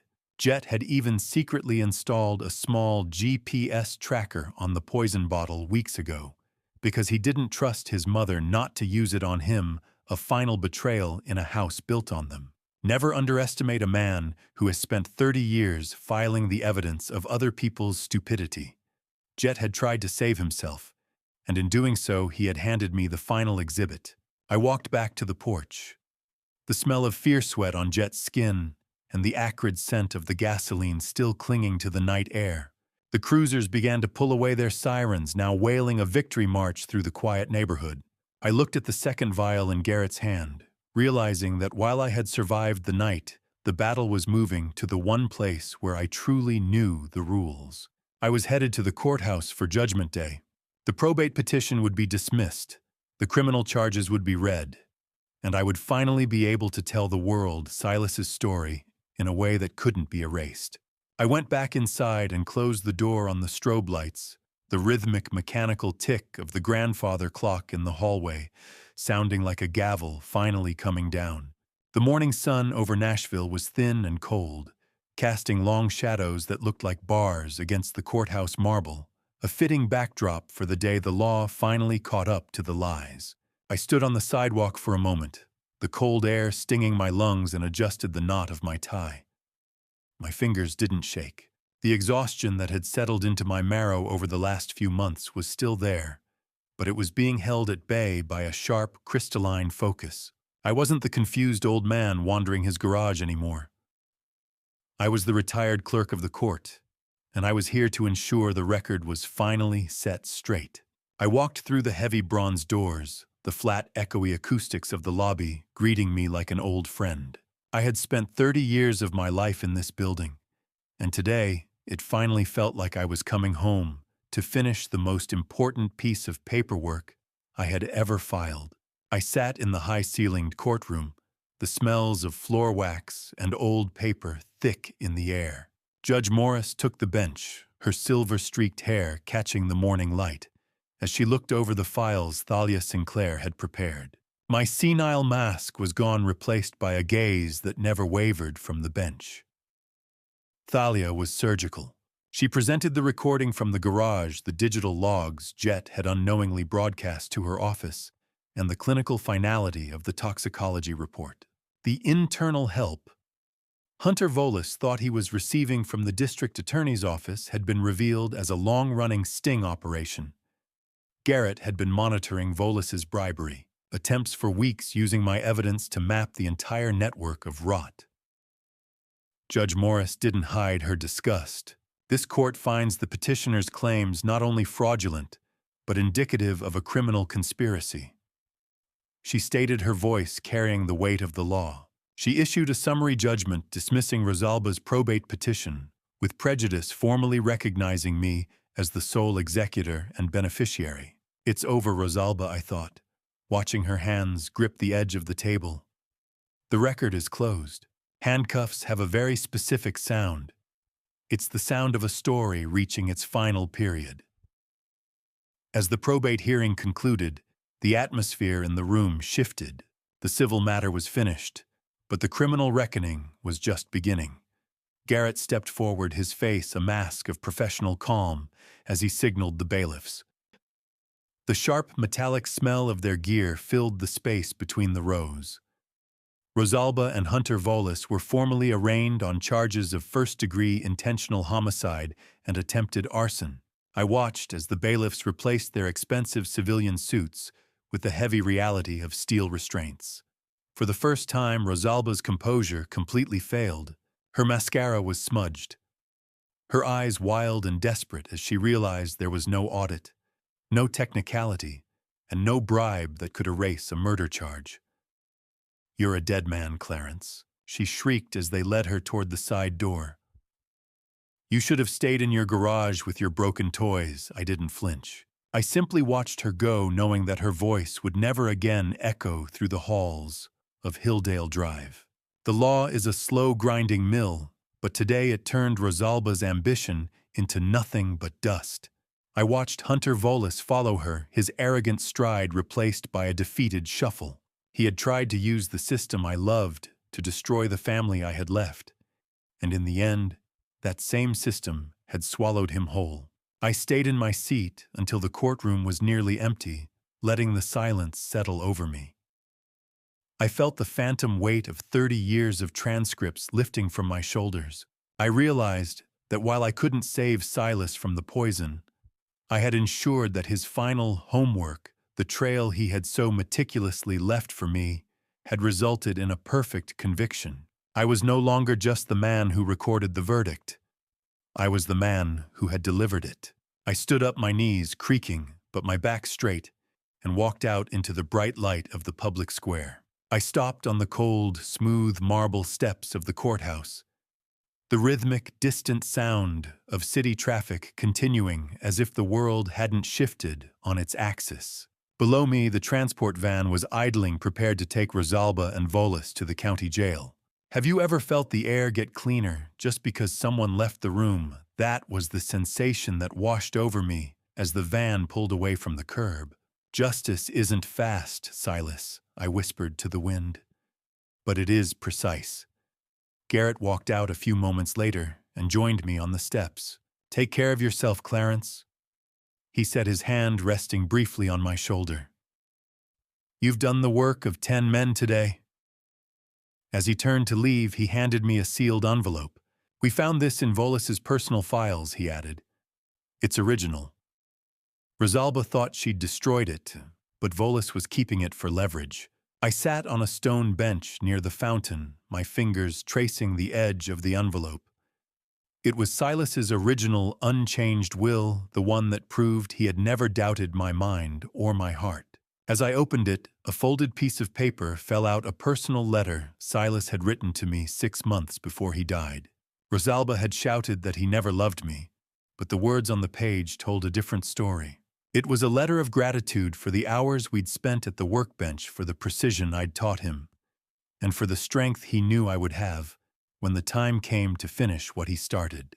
I watched the transport van disappear around the corner, realizing the final truth of Silas's plan was only just beginning to unfold. He hadn't just left me a fortune or a case to solve. He had left me a way back to myself. I tucked the letter into my pocket and walked toward my car, ready to return to Hilldale Drive and begin the work of making it a home again. The house didn't feel empty when I walked through the door. It felt scrubbed clean, the silence no longer a heavy shroud, but a fresh sheet of paper waiting for a better story to be written. I stood in the foyer of Hilldale Drive, the letter from Silas's original file tucked securely in my breast pocket, like a second heart. The police tape was gone, the sirens had faded into the Nashville night, and for the first time in months, the air didn't taste of lilies or bleach. It tasted of nothing, and that was beautiful. I spent the first hour simply walking the perimeter of my life, reclaiming the floorboards from the ghosts of Jet's arrogance and Rosalba's greed. I knew there were still loose ends, men who thought they could profit from the debris of a broken family. But I was no longer the clerk recording the crime. I was the one bringing the gavel down. I summoned Grant Henderson to his Eastland Avenue office the following Wednesday. He was sitting in that same minimalist chair, looking like a hawk that hadn't quite decided if the field was clear. I didn't play the senile old man this time. I walked in with my back straight and my eyes fixed on his, placing a small digital recorder on his desk. "You were banking on a tie, Grant," I said, my voice carrying the quiet, terrifying weight of a federal indictment. "But in my court, there's only a winner and a loser." I played the recording of our diner meeting, the one where he had greedily accepted the bait of a second safe, proving his intent to extort Rosalba for a double payday. He turned a shade of gray that matched his office walls. "I did the work, Whitfield." He rasped, his eyes darting toward the door. "I found the Georgia connection." I nodded slowly. "You found a way to profit from my son's murder. That makes you a scavenger, not a professional. A shark doesn't stop swimming just because the water's clear, and neither does a man like Henderson." I forced him to sign over every scrap of his investigative notes, for free, returning only a fraction of the original cash as a fee for service deduction. I told him to take the money and never let me see his face in this city again. He didn't argue. He knew that a man with nothing left to lose is the most dangerous kind of witness. I spent the weekend back at Hilldale Drive, systematically removing every trace of the occupation. I dragged the modern, unfeeling furniture Rosalba had bought to the curb, letting the Nashville rain wash away the scent of her perfume. I went to the hardware store and bought 2 gallons of Pacific Mist blue paint, the exact shade Silas had insisted on for his bedroom when he was 10 years old. "Gray is for waiting rooms, Silas," I muttered as I cracked the first can. "This is a workshop again." The heavy, rhythmic thwack of the paint roller against the wall was a form of prayer. The blue paint was a tide washing away the ash of the last 2 years, until only the foundation remained. As I reached the corner near the window, the roller caught on a loose segment of the baseboard. I pried it back, expecting dust, but instead found a rough, yellowed piece of paper. It was a childhood drawing of a watch movement, Silas's attempt to mirror my own work. I felt a surge of nostalgic grief that nearly took my breath away. "I found it," I whispered, tracing the clumsy pencil lines. You were always better at hiding things than I was. Money is just ink and paper until you decide what it's worth. For me, it was worth exactly zero. I met Thalia Sinclair on Tuesday morning to finalize the insurance restitution. The conference room was filled with a cold, professional silence, but my hand was steady as I reviewed the documents for the $1.8 million payout. I refused to keep a single penny of the blood money Rosalba had coveted. I instructed Thalia to establish the Silas Whitfield Industrial Safety Scholarship at the local university. It would fund the education of future inspectors, ensuring that Silas's dedication to protecting others would continue long after his heart had stopped. Silas did the work, I told Thalia, as she looked at me with a mixture of awe and pity. I'm just the clerk filing the final report. The signature felt like the most important record I had ever entered. I wasn't just moving money. I was transforming a legacy of murder into a future of protection. I felt a profound sense of altruistic peace as I watched her notarize the final page.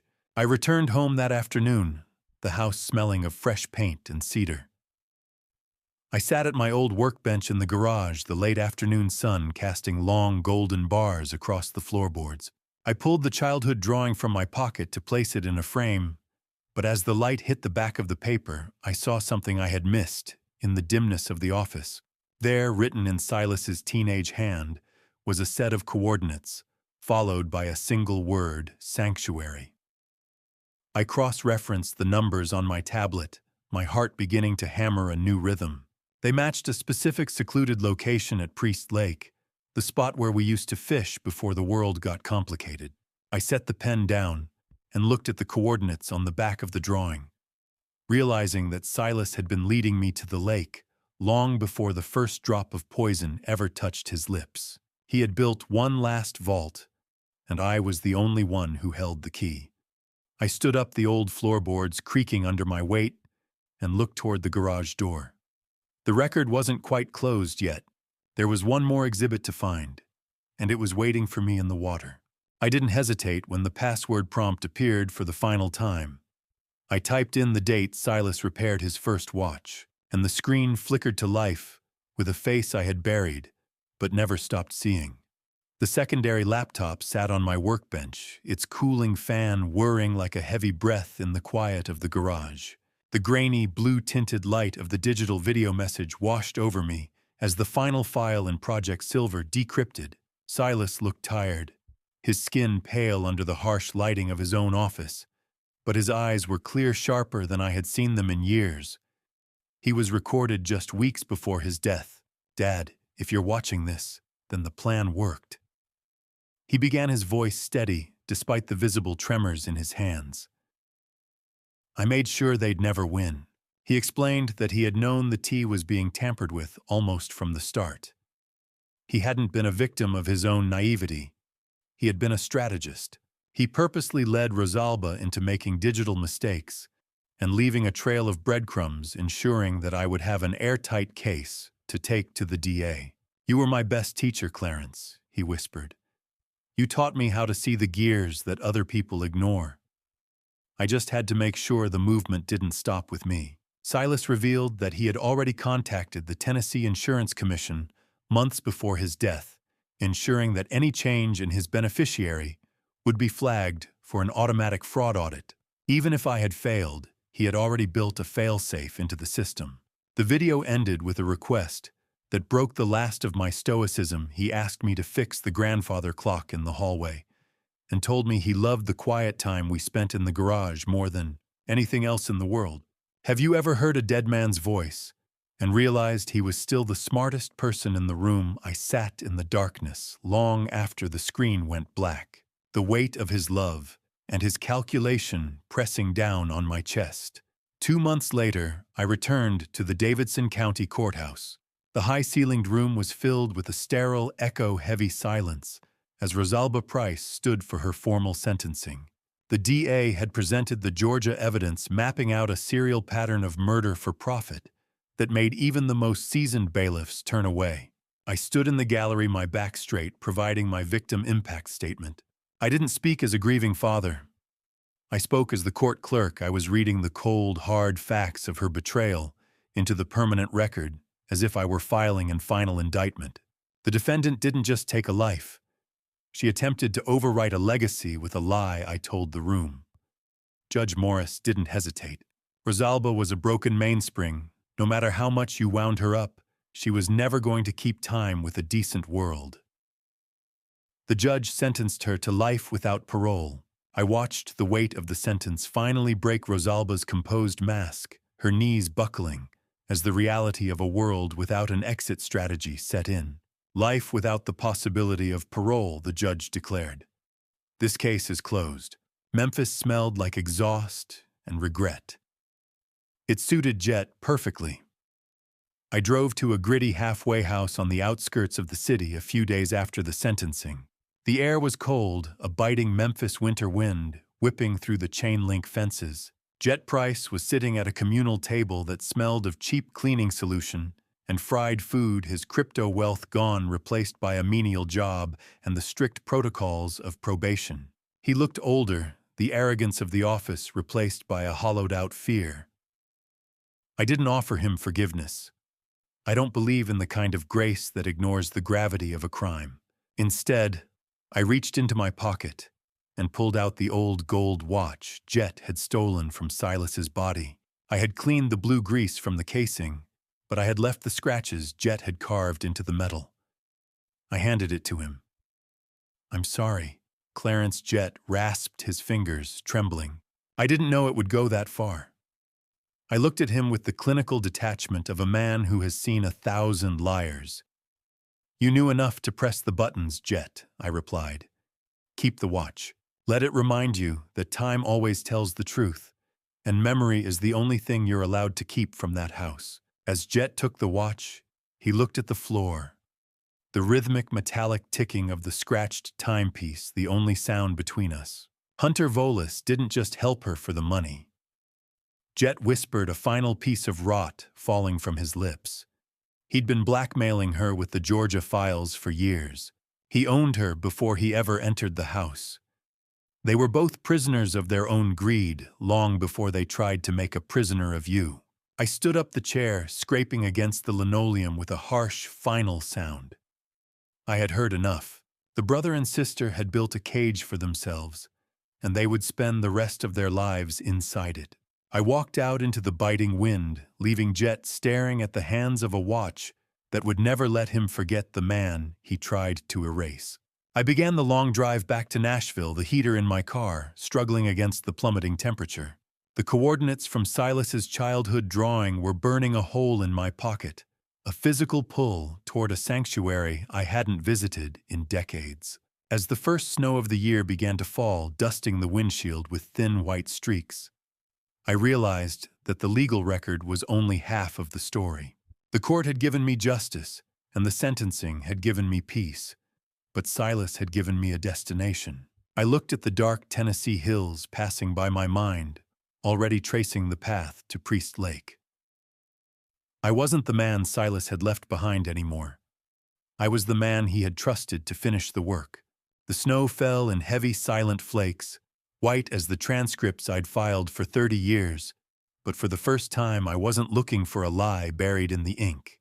I steered my sedan through the quiet, winding roads leading away from the Nashville city center, the heater humming a low, steady tune that barely kept the winter at bay. The world outside was being erased one layer of white at a time, leaving behind a blank canvas that felt like a mercy. I had the coordinates from Silas's childhood. Drawing memorized a set of numbers that had burned a path through my mind since I found them behind the baseboard. I reached the edge of Priest Lake, where the asphalt gave way to gravel and ice. The cold, biting air of the lakefront hit me the moment I opened the door, carrying the scent of pine and distant wood smoke. I stepped out, the crunch of fresh snow under my boots, the only sound in the vast, frozen landscape. I followed the tree line toward a secluded bank, a spot hidden from the main docks where the water remained dark and still. The entry twist revealed itself not in a hidden safe or a pile of cash, but in the small stone marker I found nestled under an ancient oak. The coordinates didn't lead to a secret stash of evidence. They led to a prepaid memorial plot Silas had purchased for me right next to his own. He had made sure that even after the war was over, we would stay together. You always found the best spots, Silas, I whispered, my breath a white plume in the freezing air. Rest now. The record is finally correct. I knelt by the bank, my joints stiff but my heart strangely light. Tucked into a hollow at the base of the oak was a small waterproof cache Silas had hidden years ago, back when he was still a teenager exploring these woods. I pried the lid open, finding a weathered photo of the two of us sitting on this very bank, a pair of mismatched fishing poles between us. Beneath the photo was his favorite fishing lure, a silver spinner that had caught more bass than I could count. I held it in my palm, the metal cold and biting, and looked out over the freezing water. This lure was a part of him, a piece of the life that Rosalba and Hunter had tried to reduce to a bank statement. I stood up and cast the lure into the center of the lake. I watched it disappear into the dark depths, a symbolic act of letting go that provided more closure than any courtroom verdict ever could. The law had punished the guilty, but this quiet moment by the water was the only thing that could truly honor the dead. I stood there for a long time, watching the snow settle on the surface of the lake, feeling a profound sense of spiritual release.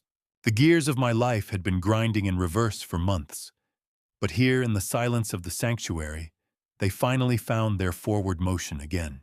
I returned to Hilldale Drive as the evening deepened, the house no longer a battlefield, but a home.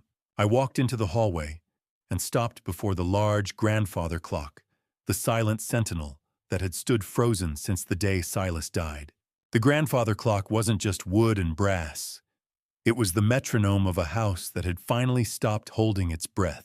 Using the specific instructions Silas had left in his digital journal, I reached into the internal movement and adjusted the heavy pendulum. I felt the mechanical tension as I wound the weights, a rhythmic clunk-clunk that vibrated through my hands and into my chest. The deep, steady ticking began to fill the hallway, matching the pace of a life that had finally reclaimed its rhythm from the chaos of betrayal. "Fix the clock," Silas said. "It's time to keep moving." I stood in the dark hallway, listening to the heartbeat of the house, realizing that the silence I had feared for so long was finally gone, replaced by a sound that promised the future would keep coming one honest second at a time. I retreated to my garage sanctuary for the final task of the night. The workshop was clean, the tools organized, and the air smelled of cedar and the faint, sharp tang of machine oil. I sat at my workbench and picked up Silas's watch, the one Jet had tried to defile with his greed. It was fully repaired now, the microscopic gears moving with a perfection that only comes from decades of practice. I held it under the lamp, watching the tiny silver glint of the escapement as it performed its tireless dance. "Perfect time," I whispered. Not a second lost. I realized then that I had filed the last transcript of my son's life. The evidence was secured, the sentence was passed, and the record was permanently closed. As I reached up to turn off the workshop light, the final tick I heard wasn't just the watch in my hand. It was the exit twist Silas had built into the very walls of our lives.